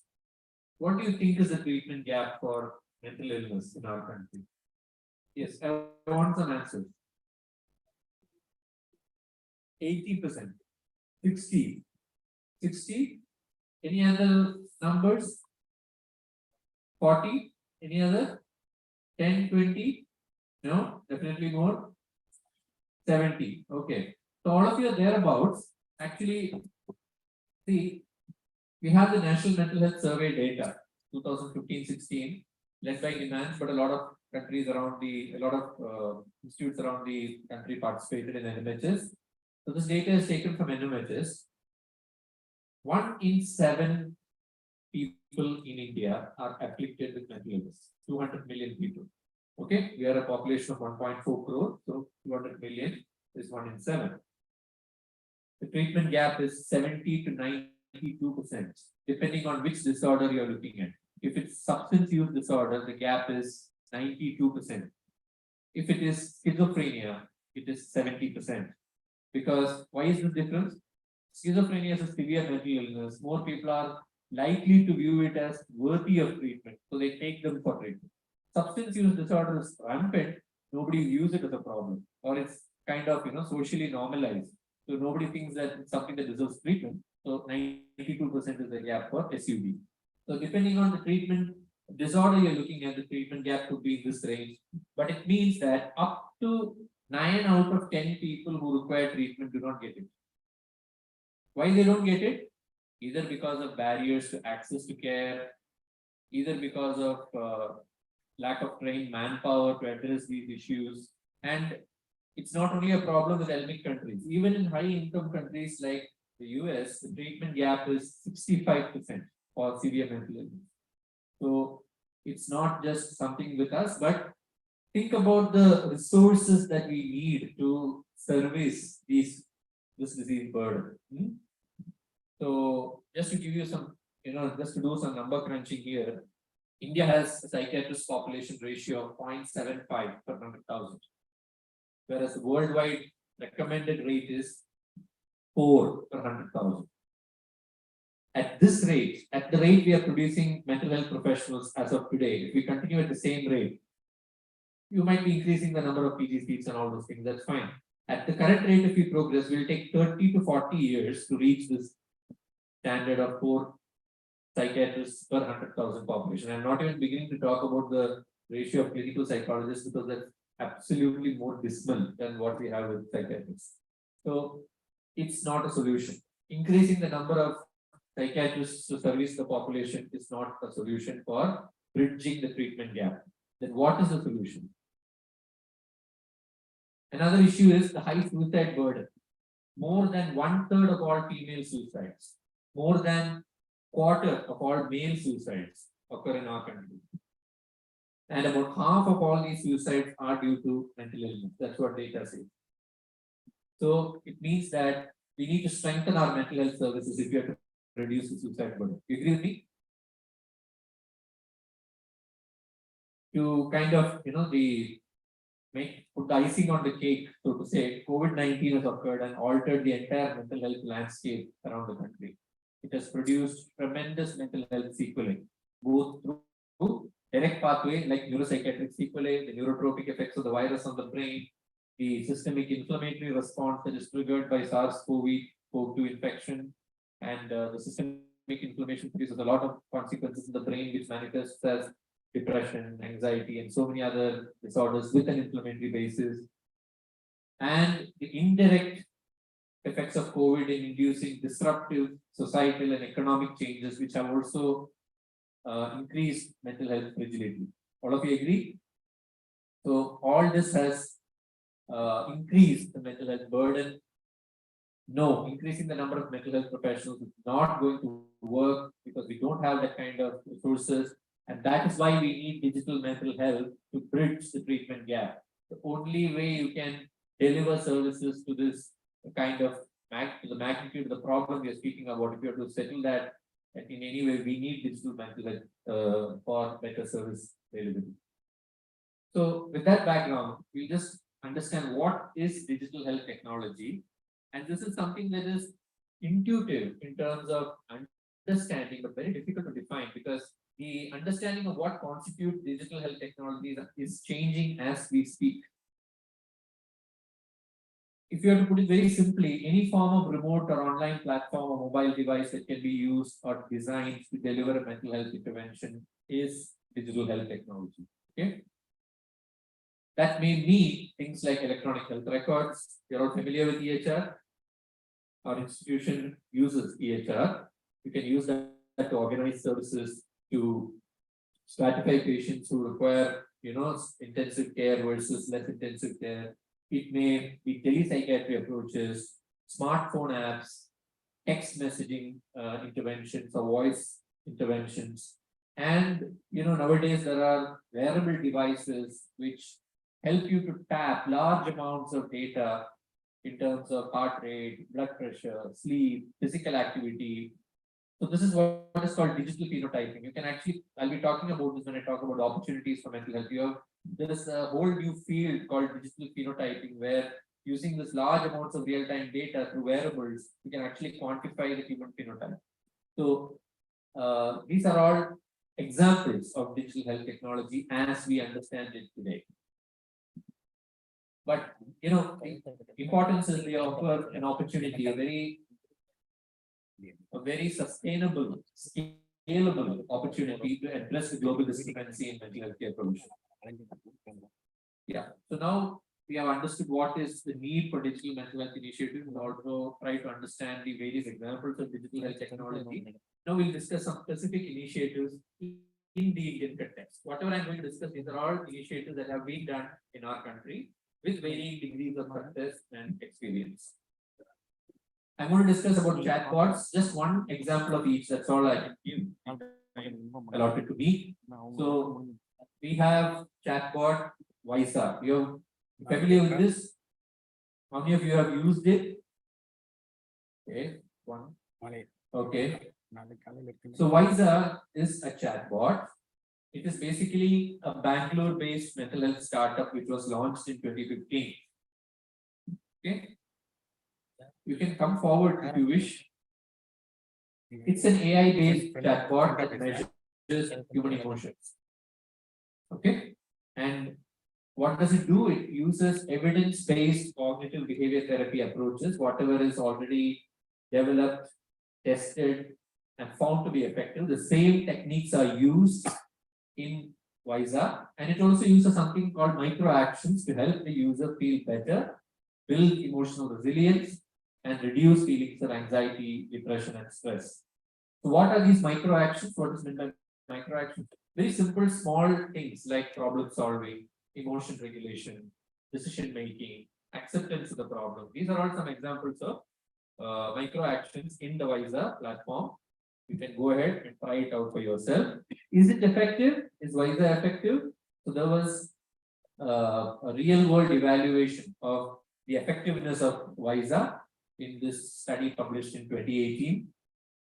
They used a mixed methods approach. Mixed methods basically means you use qualitative and quantitative approaches to study the effects. So in quantitative, they assess the difference in improvement in depression severity between high users and low users of the app.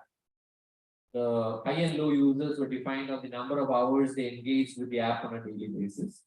And then qualitatively, what did they do? They analyzed in-app feedback, that there's a feature there to leave feedback for the app. So they analyzed whatever feedback was left on the app and what is the user experience, what is the user engagement like. So that was the qualitative part.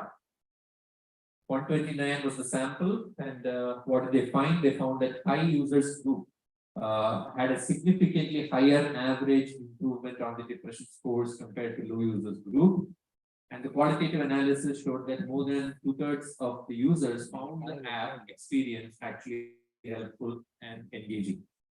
That's positive results to begin with. By no means can one study be called confirmatory, but they provide some encouraging results for it to be tested further. Any questions? Yes.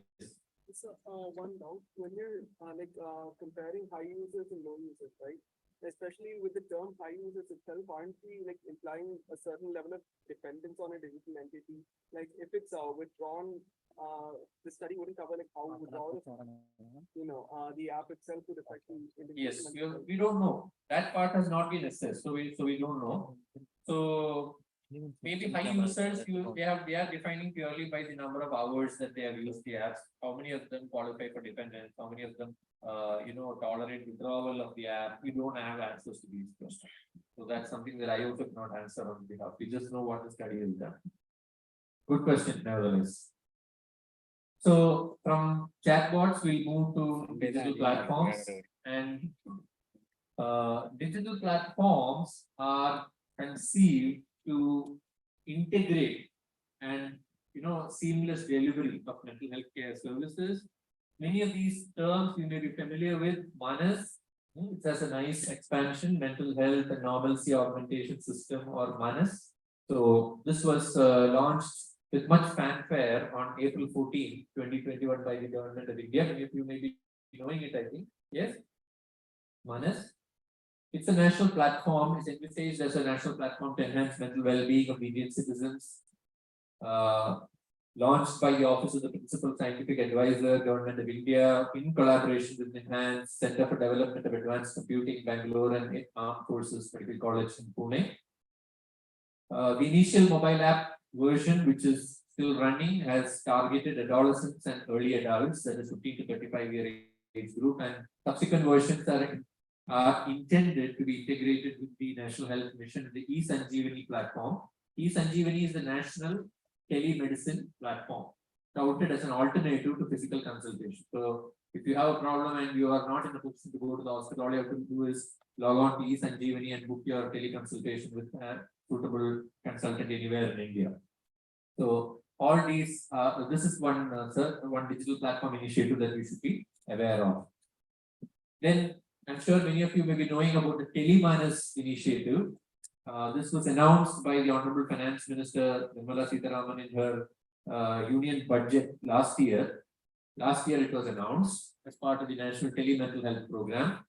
And TeleManas expands to mental health assistance and nationally actionable plan to states. So it's a very futuristic concept. What they aim to do is linking new tele-mental health centers with existing network of mental health resources. So in the sense, there are two things that are mainly, two advantages that are mainly envisaged here. First one is anybody, anywhere in need of mental health service gets the service.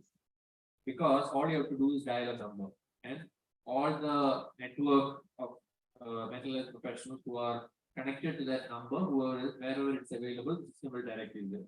But that's not the only feature.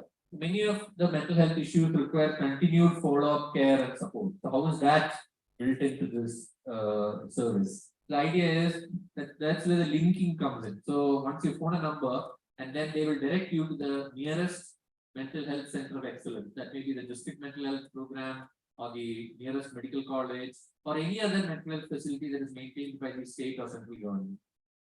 It will direct you to this particular facility for continuity of care. So immediate mental health assistance and continuity of care. Both these are envisaged in this platform, TeleManas. Then there is another variation of this called the e-Manas or electronic Manas. This is the initiative specifically by the Karnataka government, launched on 26 June 2020. This is a snapshot I've taken from their e-Manas portal. So you can see various sub-portals are there. the registration portal, that's not relevant for patients or clinicians, that's for registration of any mental health establishment, which is a requirement as per the Mental Health Care Act. Then the clinical module is perhaps what is relevant for clinicians, where you have an inpatient module, an outpatient module, and then you can capture all the clinical details there, you can access it anytime. Then the patient portal is here for submitting advance directives and nominated representatives. So basically, I don't want to get into the specifics of these. These are specific provisions. Advance directives means you can actually register your preference for future treatment. Suppose you have a relapse, how would you prefer to be treated through medicines or psychological treatments? You might not be able to do that with clear thinking when you're actually in an episode of illness. That's why you give advance directive.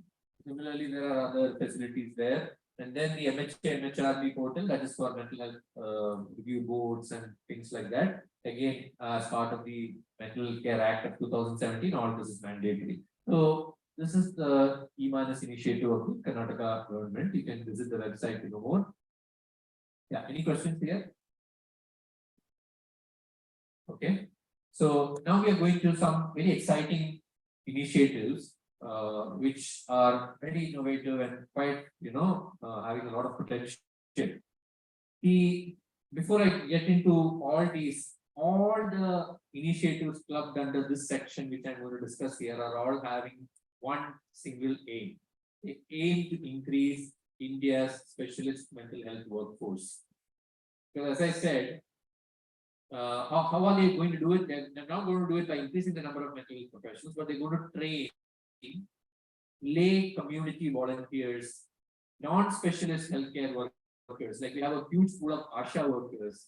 We have a huge pool of community healthcare nurses who can be trained to deliver mental health care at the primary care level. At least the basic common mental disorders which present in primary care can be handled by these people, lessening the load on the tertiary care centers, at the same time providing services to a large segment of the population with common mental disorders. Is that an innovative idea? You don't use mental health professionals here. You're only planning to train non-specialist healthcare workers, public health nurses, community healthcare workers, ASHA workers. They are already there in the system. They are already invested into the system. So you train them, empower them, make them master these simple interventions and train them to deliver it effectively. Okay? This is the idea behind all these initiatives that I'm going to discuss here. Project Essence is led by the Sangat Foundation in Goa. It's an NGO. The leader is, of course, Dr. Vikram Patel, who's perhaps the most influential voice in psychiatry that we have in India today.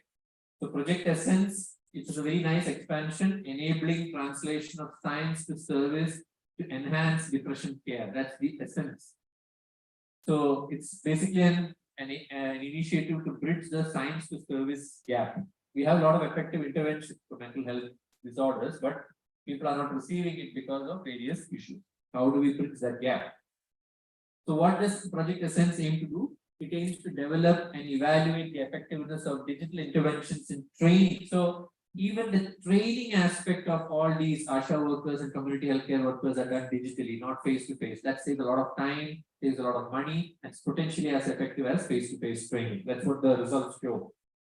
So in the delivery of Healthy Activity Program, or HAP. HAP is an evidence-based psychological intervention in depression. So forget about what HAP is and what are the components of HAP. That's not the aim of my presentation. But just to tell you that ASHA workers and CHW, community health workers, were trained digitally in this program to deliver simple psychological interventions, not pharmacological interventions, simple psychological interventions which can be delivered at the primary care level for depression, which is one of the most prevalent common mental disorders that we have, that we are grappling with today.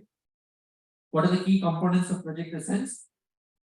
Or the essence of Essence? 3 training methods for community healthcare workers were compared. One is face-to-face, one is digital, and the other is hybrid. Digital plus face-to-face. It has a component of remote implementation support strategies for healthcare workers, meaning that when the healthcare workers are actually dealing with the patient, if they had some issue or some query to be clarified, they could connect with a mental health specialist somewhere. So that option was given to them. And it also had digital courses, structured workshops for media professionals, service user representative organizations, implementation, agencies and so on. And basically the aim of all, and even policymakers from the government. What is the aim of involving all these people in this workshop? You increase their knowledge regarding mental health issues. You facilitate knowledge transfer between different stakeholders in the mental health care delivery process. And ultimately, all this knowledge that is imparted to them gets incorporated in national and state mental health policies, because you have to have interventions top down from the policy level if mental health care delivery is to be more effective. That's the idea of these workshops, and it's funded by the NIH USA. So it's a pretty big project. I think it started in 2017 and it concluded in 2022, and perhaps you can find several papers that are reporting the findings from the project Essence. What is the expected impact of this project Essence initiative? They try to give us cost-effective approaches for scaling up interventions for mental disorders. Scaling up means you deliver it on a larger scale, and that can be done when the interventions are digital. It aims to establish something called the South Asian Mental Health Implementation Science Hub, comprising of governmental, non-governmental organizations, academic organizations, implementation agencies, and so on, all aimed at improving healthcare delivery. If you were there for the inaugural function today, you might have noticed how Professor Rakesh Agarwal, director, talked about implementation research. The implementation research is now increasingly being looked at, because what are the barriers to healthcare delivery that we need to look at and perhaps smoothen out so that the delivery is seamless. That's what is implementation research. So this project aims to build capacity for implementation research. Ultimately, all this is going to lead to reduction of treatment gap for mental disorders. That's the first issue that we talk about. So all this is aimed at reducing treatment gap. Do you agree that all these approaches have the potential to reduce treatment gap in psychiatry? Yes?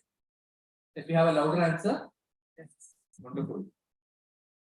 So these are some photos from the Project Essence program. You can see that here, this is actually a digital training of healthcare workers that are going on. There are one or two resource persons and they are flashing something on screen. So using some digital aids, they're training the people there. This is more of a face-to-face training session where no digital aids are used. So they are using different methods and comparing them. These are some snapshots. This are taken from the Project Essence website. You Google Project Essence Sangat, you can get all these information on your phones. Project Empower is very similar to Essence by the same team, Sangat Foundation. They have pilot tested it in Madhya Pradesh. Essence was in Madhya Pradesh. Now Empower is being tested in Gujarat. It's a little scaled up version of Project Essence, but the basic principles are the same, that it is intended to empower anyone, anywhere, to deliver evidence-based psychological interventions via a digital learning environment. So it uses something like a LMS platform. You're familiar with the LMS platforms like Moodle and all? No? None of you? That's very strange and very sad, because all of you should know some LMS platforms which are being used by plenty of medical institutions. Even across the road, Pondicherry Institute of Medical Sciences uses Moodle for all their learning activities for undergraduates. So you are basically here combining two strands of science. What are the two strands? Effective implementation of brief intervention and effectiveness of digital learning techniques. So it's basically combining these two different strands and trying to see the effect. In phase 1, they are again aiming to deliver training on the healthy activity program module for non-specialist healthcare workers. And in phase 2, they plan to extend it to other disorders, other common disorders like substance use disorder, that's SUD, and perinatal and parenting intervention. So the possibilities are endless. Once you have this platform with you and it is shown to work, then you can train parents, you can train healthcare workers, you can train all the stakeholders, isn't it, using this platform. So that's the basic idea. I think this is funded by the Lakshmi Mittal Foundation also, this Project Empower. But both of these are by the Sangat Foundation.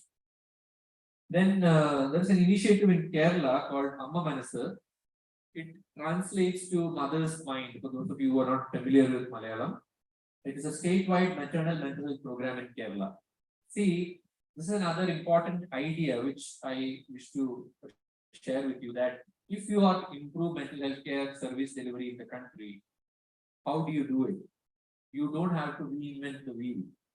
You have to incorporate mental health care into some existing healthcare program, which is long running, which is accepted by the people, which has wide reach and acceptability. And maternal mental health care program is one such successful program that we have in our country that's running for many years. Well accepted, wide reach, wide visibility. So integrate mental health care into that. So how do they integrate that? Whenever a mother goes for antenatal checkups, she gets screened for her mental status by a junior public health nurse. If they detect some problem, they will provide what is called psychological first aid. Simple psychological first aid. Okay. And then they will refer the mothers, if required, to district mental health program officers or primary care level psychiatrists. That's the idea, integrate mental health care into routine antenatal postnatal care. You can think of n number of programs in this country. The TV program is another successful program that's running in our country. Integrate mental health care into the TV program. Integrate mental health care into the maternal mental health care program. Integrate child mental health into the child immunization program, and so on. The possibilities are endless here.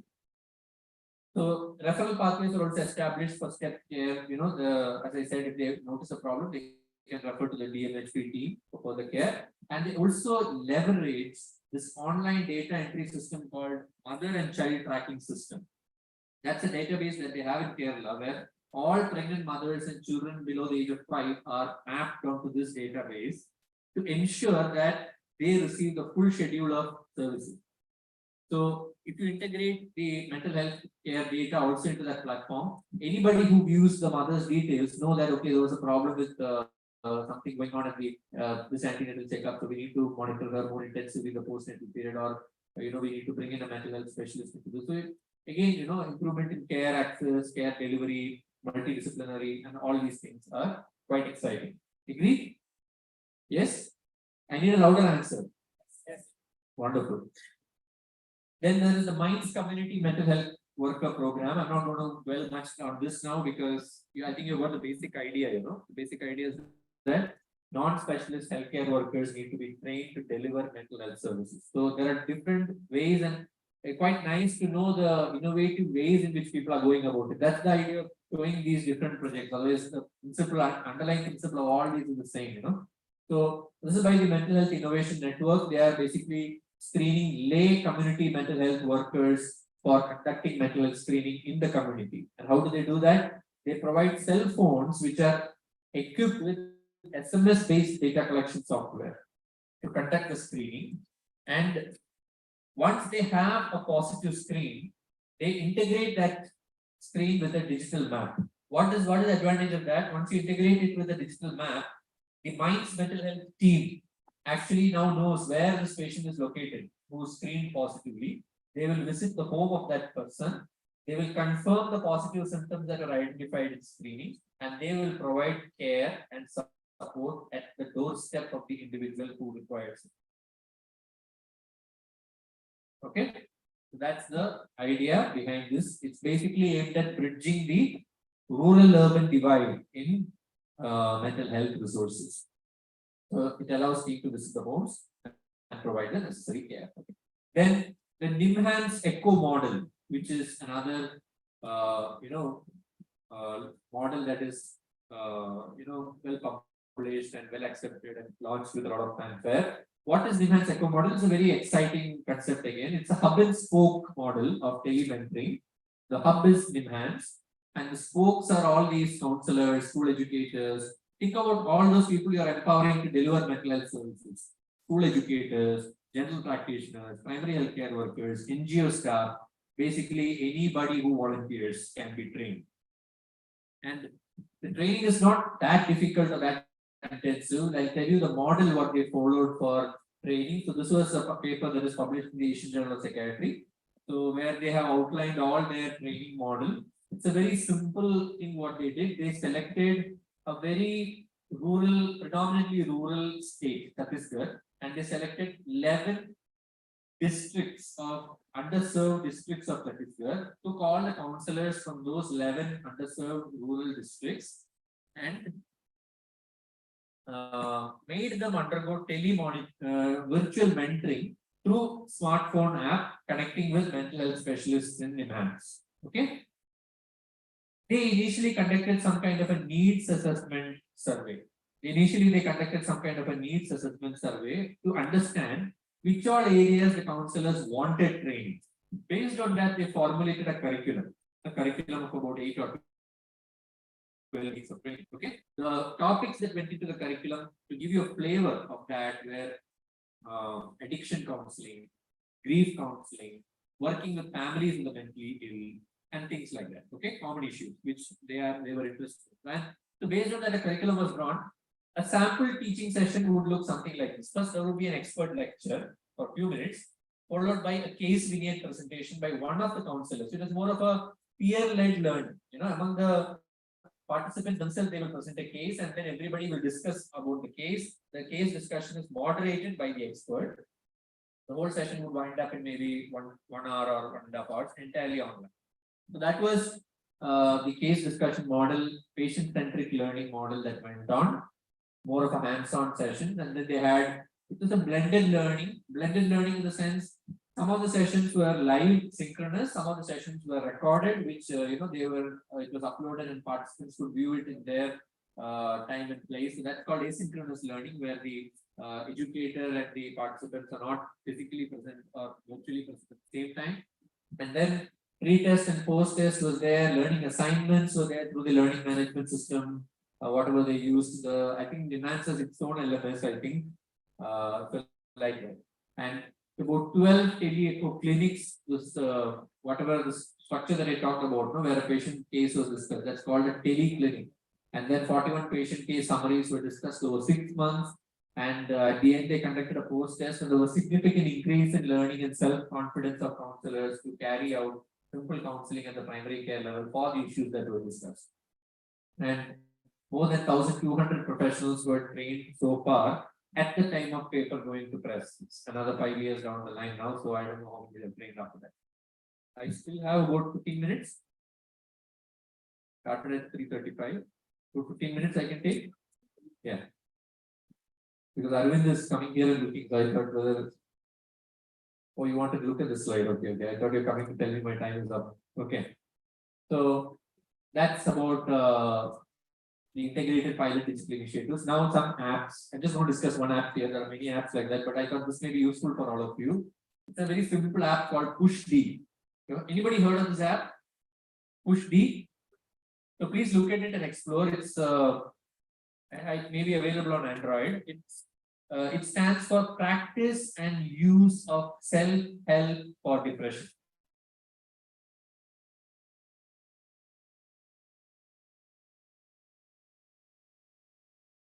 PushD by NIMHANS. Okay, very simple. Not for individuals who are very severely ill or severely retarded. It is not meant to be a substitute for professional help. It is not meant to be used for diagnosis of depression. All that you have to do offline. But once you have a diagnosis of depression and something, it's mild or low severity, not very impairing in terms of affecting your day-to-day activities, you can very well use PushD. And self-help strategy. What is meant by self-help strategy? See, self-help means you do it yourself, DIY. There is very minimal professional contact required, very minimal therapist contact required. You can do most of the exercises that the app suggests yourself. It uses principles of CBT, IPT, interpersonal therapy, cognitive behavior therapy, and supportive therapy. The same principles are incorporated here. I'll show you a snapshot of PushD in the next slide, what they're actually doing. But the unique feature of this app is it has an element of professional touch also, in the sense that they provide you some periodic mobile or email prompts so as to complete all the modules and keep up your motivation in progressing through all the modules of the app. And what are the various modules? So this is a snapshot from the app. You can see on the left, various modules like activate, dealing with emotions, managing your emotions, then learning self-help strategies, strengthening your coping strategies. So many are there. You can one of the modules that is activate, that is what I've clicked and that is opened here. You can see that is for behavioral activation. Behavioral activation means basically you increase your activity levels. You can see other subcomponents of that module.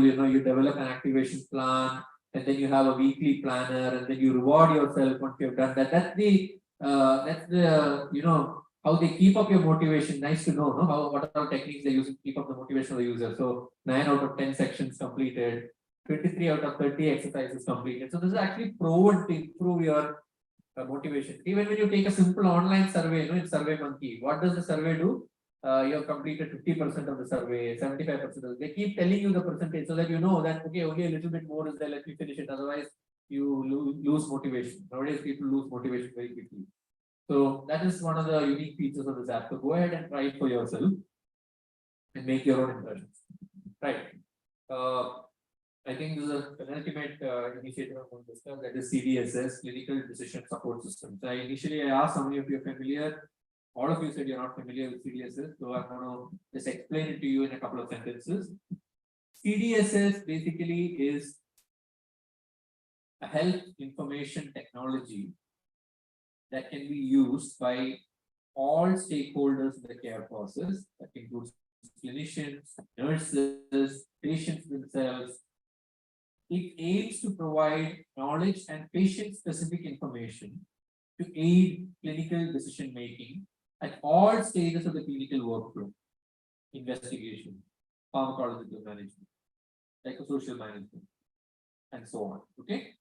So that is CDSS. There are plenty of CDSS apps that are available on Android. You can go disorder specific and check depression CDSS, anxiety CDSS, your diabetes CDSS. You are bound to get some answers for whatever you hit. Okay. So I'm just going to discuss one CDSS initiative that from India, from PGI Chandigarh. Our colleagues published a model for digital mental health care and evaluated its potential for service delivery in LAMIC countries. So this article was published in the Indian Journal of Psychiatry in 2019. Basically, the aim was to develop a digitally driven model of mental health care delivery, again intending to be of use for non-specialists, but two important differences from the previous Project Essence and Project Empower versus what we are seeing now. What are those two differences? We are aiming this CDSS, whatever the authors, the developers intended to do was that to equip non-specialists with enough information and support so as to deliver the same level of quality of healthcare that is delivered in a tertiary healthcare institution like PGI.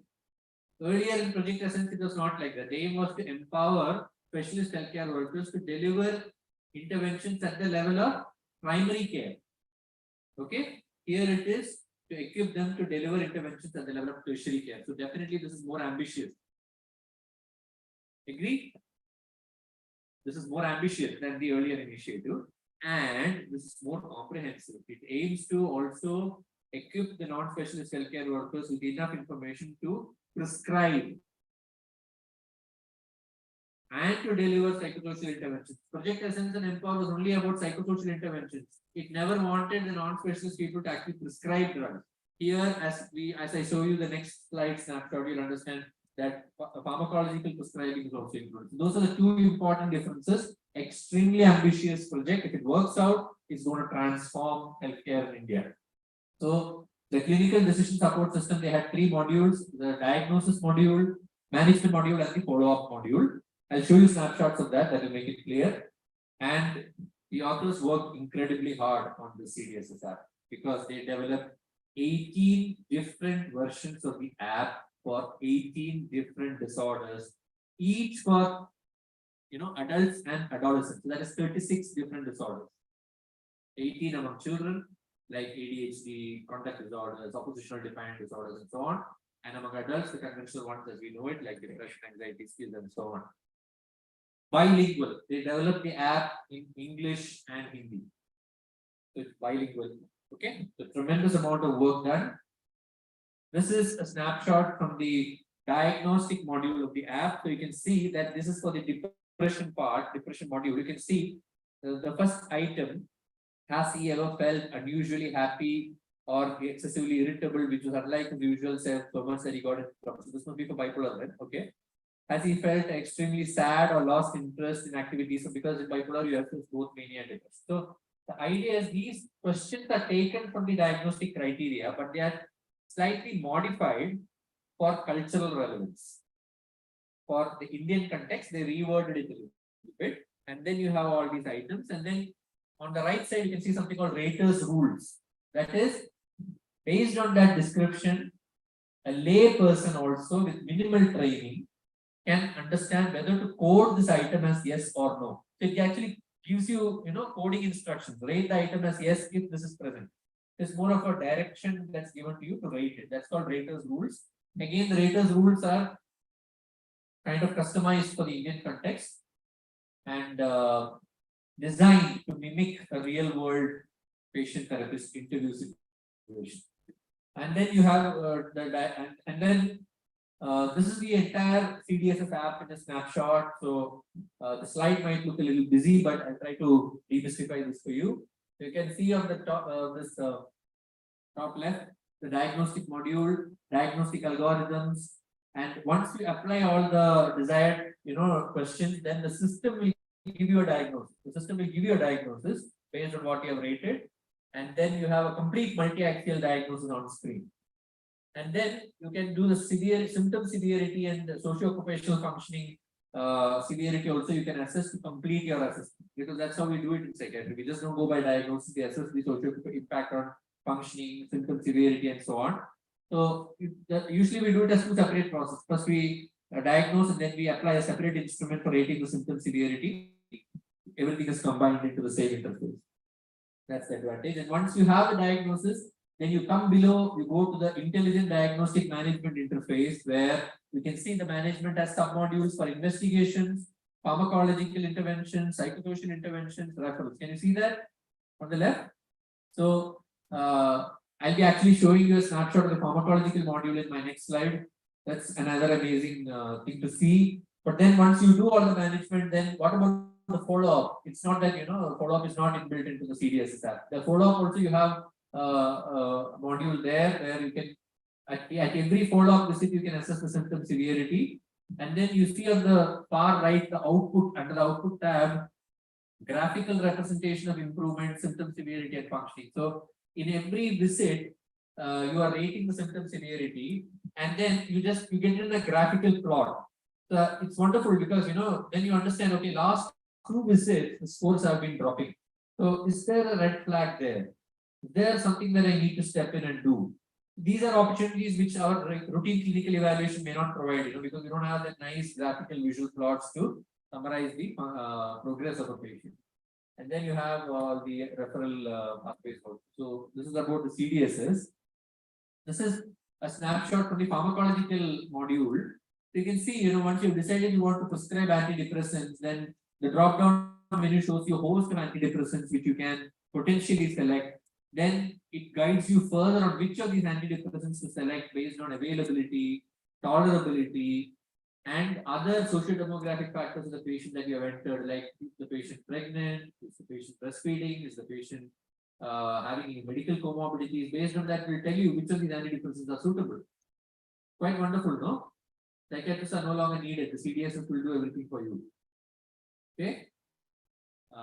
And then you have to see on the right side, the adverse effects are opening up. Once I click escitalopram here, escitalopram, all the side effects of escitalopram are opening up, and I now begin to think, so this is how I should educate my patient that these are the side effects that can come, so you need to watch out for it. So this is the host of things that are there in this CDSS app. Okay.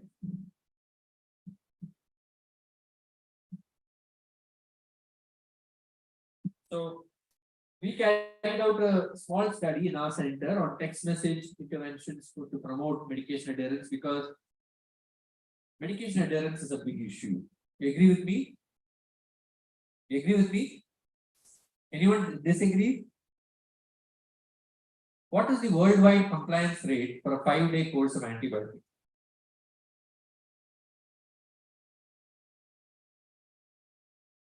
Come on, you should be able to give me some numbers. How many people complete a 5-day course of antibiotics? How much percentage? 40%. You are very close. 50% is all that completes a 5-day course of antibiotics, and that's just 5 days. Here we are talking about a treatment that can extend to many months or years. So you cannot even expect 50% adherence. Agree with me? So we need strategies to, if they don't adhere to their medicines, they relapse. Simple as that. So we need to make sure that they're taking their medications on time. How do we do that? So we thought of a very simple intervention, text message, leveraging mobile phone, which everybody has. Very simple. You don't need smartphones or SMS. All you need is a basic SIM phone. So we thought, let us do text message intervention and see whether that is having an effect on medication adherence. So what did we do? We took remitted bipolar adults and we randomized them into two groups, SMS group and treatment as usual group. Treatment as usual group would receive everything what we do routinely except the SMS, and the SMS group would receive adjunct SMS. It was twice weekly SMS, and we did rate of blinded assessments of adherence at baseline 3 months and 6 months. I think we stopped the intervention at 3 months, and then we looked at whether the intervention has any carryover effects after 3 months of stopping the intervention. That's what we had the 6-month assessment also. And yes, that's what we did, because we found that SMS intervention improved adherence not just at the end of treatment phase of 3 months, but at the end of post-treatment follow-up phase, which was another 3 months. So quite promising findings, and these are simple interventions which any of you can do in your institutions. You can actually try and replicate the study in your own institutions. If you are having 3 months to complete a research project, and if you can go back and try this, it doesn't require any funding. Text messages are doing cheap, so you can actually go and use it. Right. So now I'm coming to the last part of my presentation, which is opportunities and challenges. We have seen a lot of promises with digital approaches, but what are some of the challenges that also we need to look at? The opportunities I'll talk about first. So big data approaches are going to revolutionize mental health care by innovation. What do you mean by big data? You're familiar with this term called big data? So big data is, when you have large amounts of data that's coming through wearables and other things, you get huge amounts of data that is actually called big data. That's what it means, huge amounts of data, big data. So how does it help for innovation in care? See, use of big data approaches allows you to uncover illness trajectory patterns which are not otherwise recognizable. You have moment-to-moment quantification of the human phenotype through wearables. That is what is called digital phenotyping. So that tells you how and through that you can do the risk stratification. For example, you can pick up earlier lab signs. Sleep is disturbed over the last 3 days. That's what your sleep data tells you from the wearable. So you might know that, yes, in this patient, sleep disturbance for the first 3 days is what is the harbinger of mania. So you pick up that patient and tell them, see, you have lost your sleep for 3 days. I think it's good that we schedule an early follow-up this week and not on your regular follow-up week. So that way you actually, intervene early. You find out very unique patterns of relapse, what we call relapse signatures, which are very unique to every individual. For another individual, it may not be sleep, it may be irritability, which is the first warning sign of relapse. So you can pick up all that using these big data approaches. It has opened up a whole new field called digital epidemiology, where you use digital resources or digital sources of data to study disease progression, to study response to treatment, and to inform targeted intervention for mental illness. Tapping into social media data. Nowadays, there are natural language processing algorithms that actually track your social media feeds and tell you when an individual is distressed. Is the language becoming suicidal? Is the language becoming, indicative of a change of relapse? So that there are AI algorithms built into social media platforms like Facebook and Twitter to help policymakers to recognize these variations in posts. That's potentially useful, no? Because many of the individuals actually post their intentions to harm themselves first on social media before doing anything else. If you remember back to the case of Sushant Singh Rajput, also there were a lot of discussions on his last Facebook post before actually, when he died on June 14, 2020, or many other celebrities for that matter. So that's something that is also having potential. Early intervention in low resource settings. So when you recognize the illness trajectories, when you have a better understanding of a person's illness trajectory, when you recognize their lapse signatures early, you can intervene early. Another advantage of digital approaches is that still in our country, particularly with respect to our country, there's a lot of stigma attached to actually visiting a mental health care facility and seeking care physically. But people may be more comfortable accessing services on their mobile phones because there is less stigma attached to it. So again, a whole lot of possibilities there. I said detection of early relapse through identification of relapse signatures, virtual reality and gamification. So to give an example, there is an app called POD Adventures. It's available on Play Store. POD Adventures it's called. It's a very simple game actually that it's targeted to adolescents. Adolescents can play that game and develop their coping skills. It's designed to build coping skills and problem solving abilities among adolescents. So through a game, they learn coping skills. That's something that adolescents also like, isn't it? We all like to play games. Yes, there is some minimal level of human contact also built into that app that you will understand if you engage with the game. Then I think I don't need to stress upon this point for building mental health care workforce capacity. So many initiatives we talked about, Project Essence, Project Empower, Minds United Initiative, and so on. So these are all the opportunities that are given to us by digital mental health, but there are significant challenges also. What are the significant challenges? And with that, I'll wind up. Significant disparity in access to mobile phones.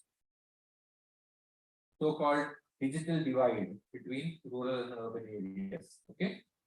So that's something that we need to address if we are to actually provide. It means that even through digital mental health service delivery platforms, you are still not being able to reach the unreached because they don't have that digital access with them.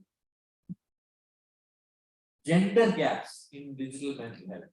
Globally, 184 million fewer women own a mobile phone compared to men. Globally, 26% women are less likely to use digital internet compared to men. And if you take the region of South Asia, where India comes, this digital gap, mobile internet gap is almost as high as 70%. Not difficult to imagine, no? In most rural households, there's only one mobile phone, and that's with the primary breadwinner who's almost always a male.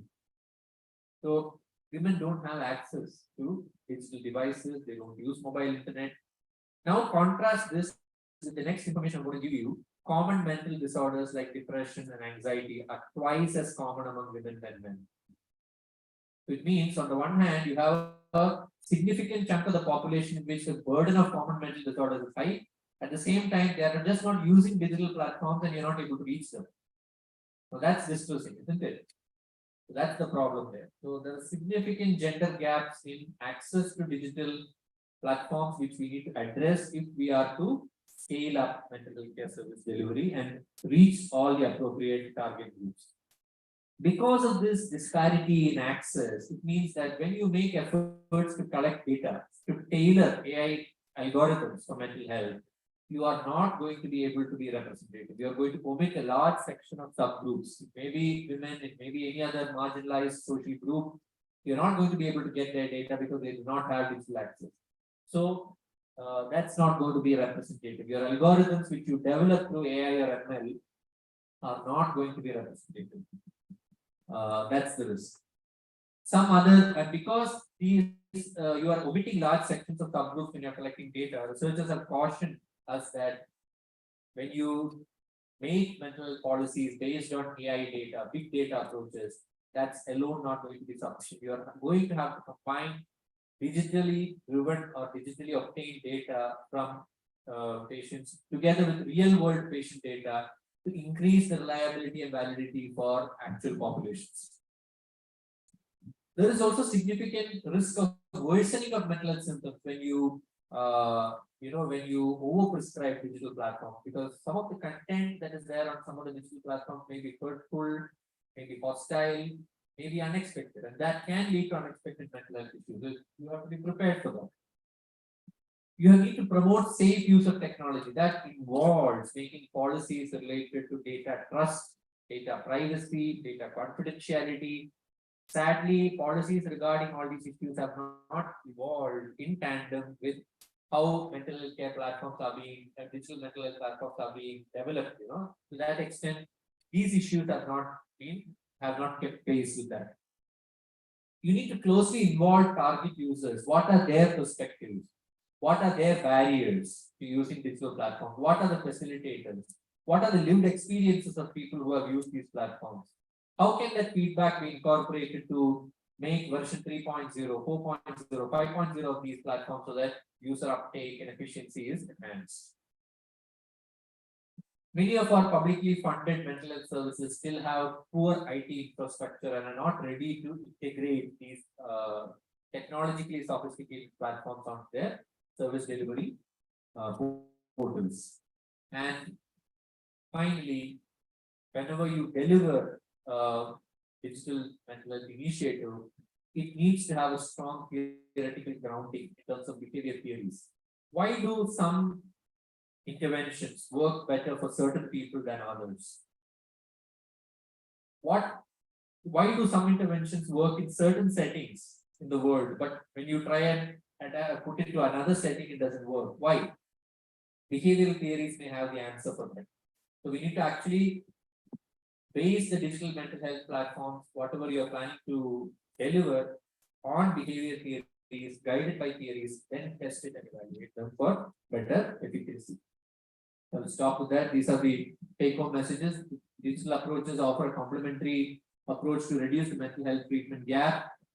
The basic idea is you're not going to get anywhere by depending only on mental health professionals. So you need to train non-specialist healthcare workers to deliver integrated care and services that may have particular relevance for landing countries where treatment gap is huge in psychiatry and mental health. There are preliminary evidence for apps and clinical decision support systems which need to be definitely tested on a larger scale. And we should not, when we are blinded by sophisticated technology, we should not forget low cost, low burden initiatives like text messaging and voice calls to augment service delivery, for which there is evidence from RCTs in our setting. The advantages are big data approaches can help you to develop prediction and detection models for mental illness and improve decision support tools. We have discussed major challenges in terms of data representativeness, transferability of evidence across settings, privacy concerns, potential worsening of symptoms in a subgroup. And there is a need for better research to find out how best you can integrate digital mental health platforms with existing service care delivery so that it's not too disruptive for the existing systems. Thank you for your kind attention, and you can contact my email for any questions. Thank you.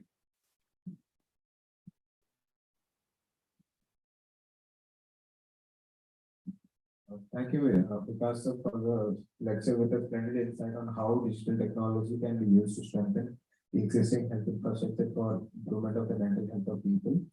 So now I would like to call on stage our Prize Secretary. Yeah, anybody has any questions regarding the session?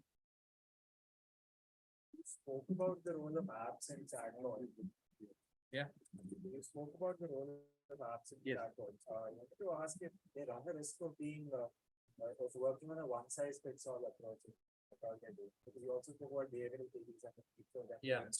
So I think these apps have different workflows depending on where you identify yourself. Like say for example, the Enhance app which I talked about, it has a list of screener questions to actually tell you whether you are eligible to use the app. For example, if you they will ask you a series of questions, and if your depression severity is moderate or severe, they actually would tell you how you can benefit from the app. It's not that the app will not benefit somebody who's moderately or severely depressed, but they tell you that these components of the app may be suitable. So there's a bit of customization that's built in. As we said, it cannot be a one-size-fits-all approach because depression is multifactorial. Most psychiatric disorders are multifactorial, and you need kind of a customized approach. Yeah, please. For digital phenotyping as well. Yes. How we can pick up early signs. Yes. But there could be confounding factors as well. How do we tackle those? Because we want to assess that. You have any specific confounding factor in mind so as to keep my answer more specific? The sleep per se, there could be other activities of the individual. Yes. So that is why all we are saying is, see, like what did I tell? I told you your sleep is disturbed for 3 days. I think it's good that you can come for an in-person evaluation. We're not going to change anything in the management till we are sure that actually it's earlier lab. So maybe the patient might say, no, last 3 days there was a marriage function at my home, that's why I was not able to sleep. Matter close. In such cases, what you will tell them is that even though there is a marriage function going on at home, you need to be watchful to ensure your 6 to 7 hours of sleep every day, because you know from your previous history that disruption in sleep has always triggered another illness episode for you. 1 day fine, 2 days fine, but don't make it a situation where 7 days you go without sleep, because then you run the higher risk of relapse. So at least this information you'll be able to give the patient. On the other hand, think of another situation where I got decreased sleep from my wearables data and I schedule an in-person follow-up, and my patient also tells me that along with decreased sleep, I'm also having increased stock. I'm also feeling like overspending money. I'm also feeling like, blowing up at the shortest. So now I know it's now more going into an early relapse. So for that patient, I need to perhaps even think about maybe admitting him and observing him or something like that. You can do a titration of management. So again, as you said, there could be various explanations for it, but you need to check in with the patient. It need not be done physically. You can even schedule a call to the patient and find out why have you not been sleeping for 3 days. So there are lots of ways which you can customize it. But good question. Any other question? Yes, Hari. One slide down. Perhaps I'm not fully understanding the functioning of the app, but the PGI app, you explained how even like administration of drugs and prescription can be done by the layperson. So wouldn't a system such as this lead to irresponsible use the same way we see? Yeah, it can. So see, this is something they have envisaged, and we need to see how it translates into. It's not developing an app is just the first step, but what they actually envisaged is there is about, I think, 2 weeks of training before they actually let loose the app on the intended people. They give about 2 weeks of training, or is it 1 week? I'm not exactly remembering. You can read the paper and find out.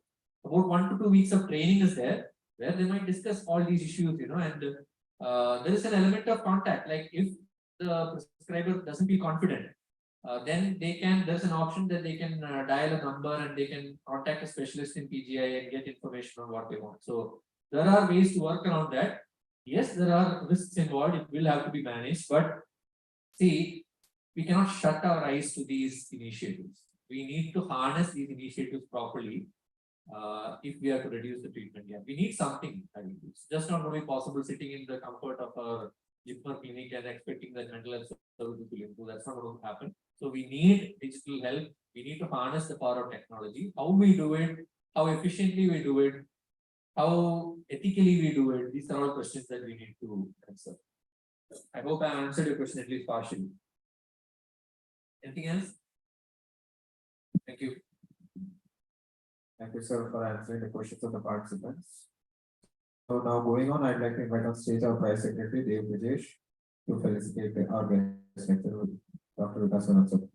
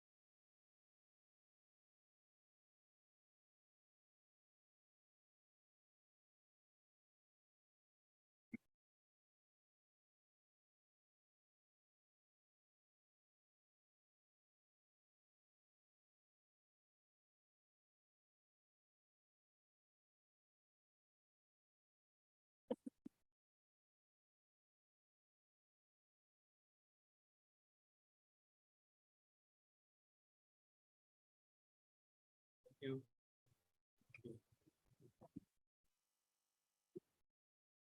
I invite Arvind Chong, conference facilitator, to give vote of thanks.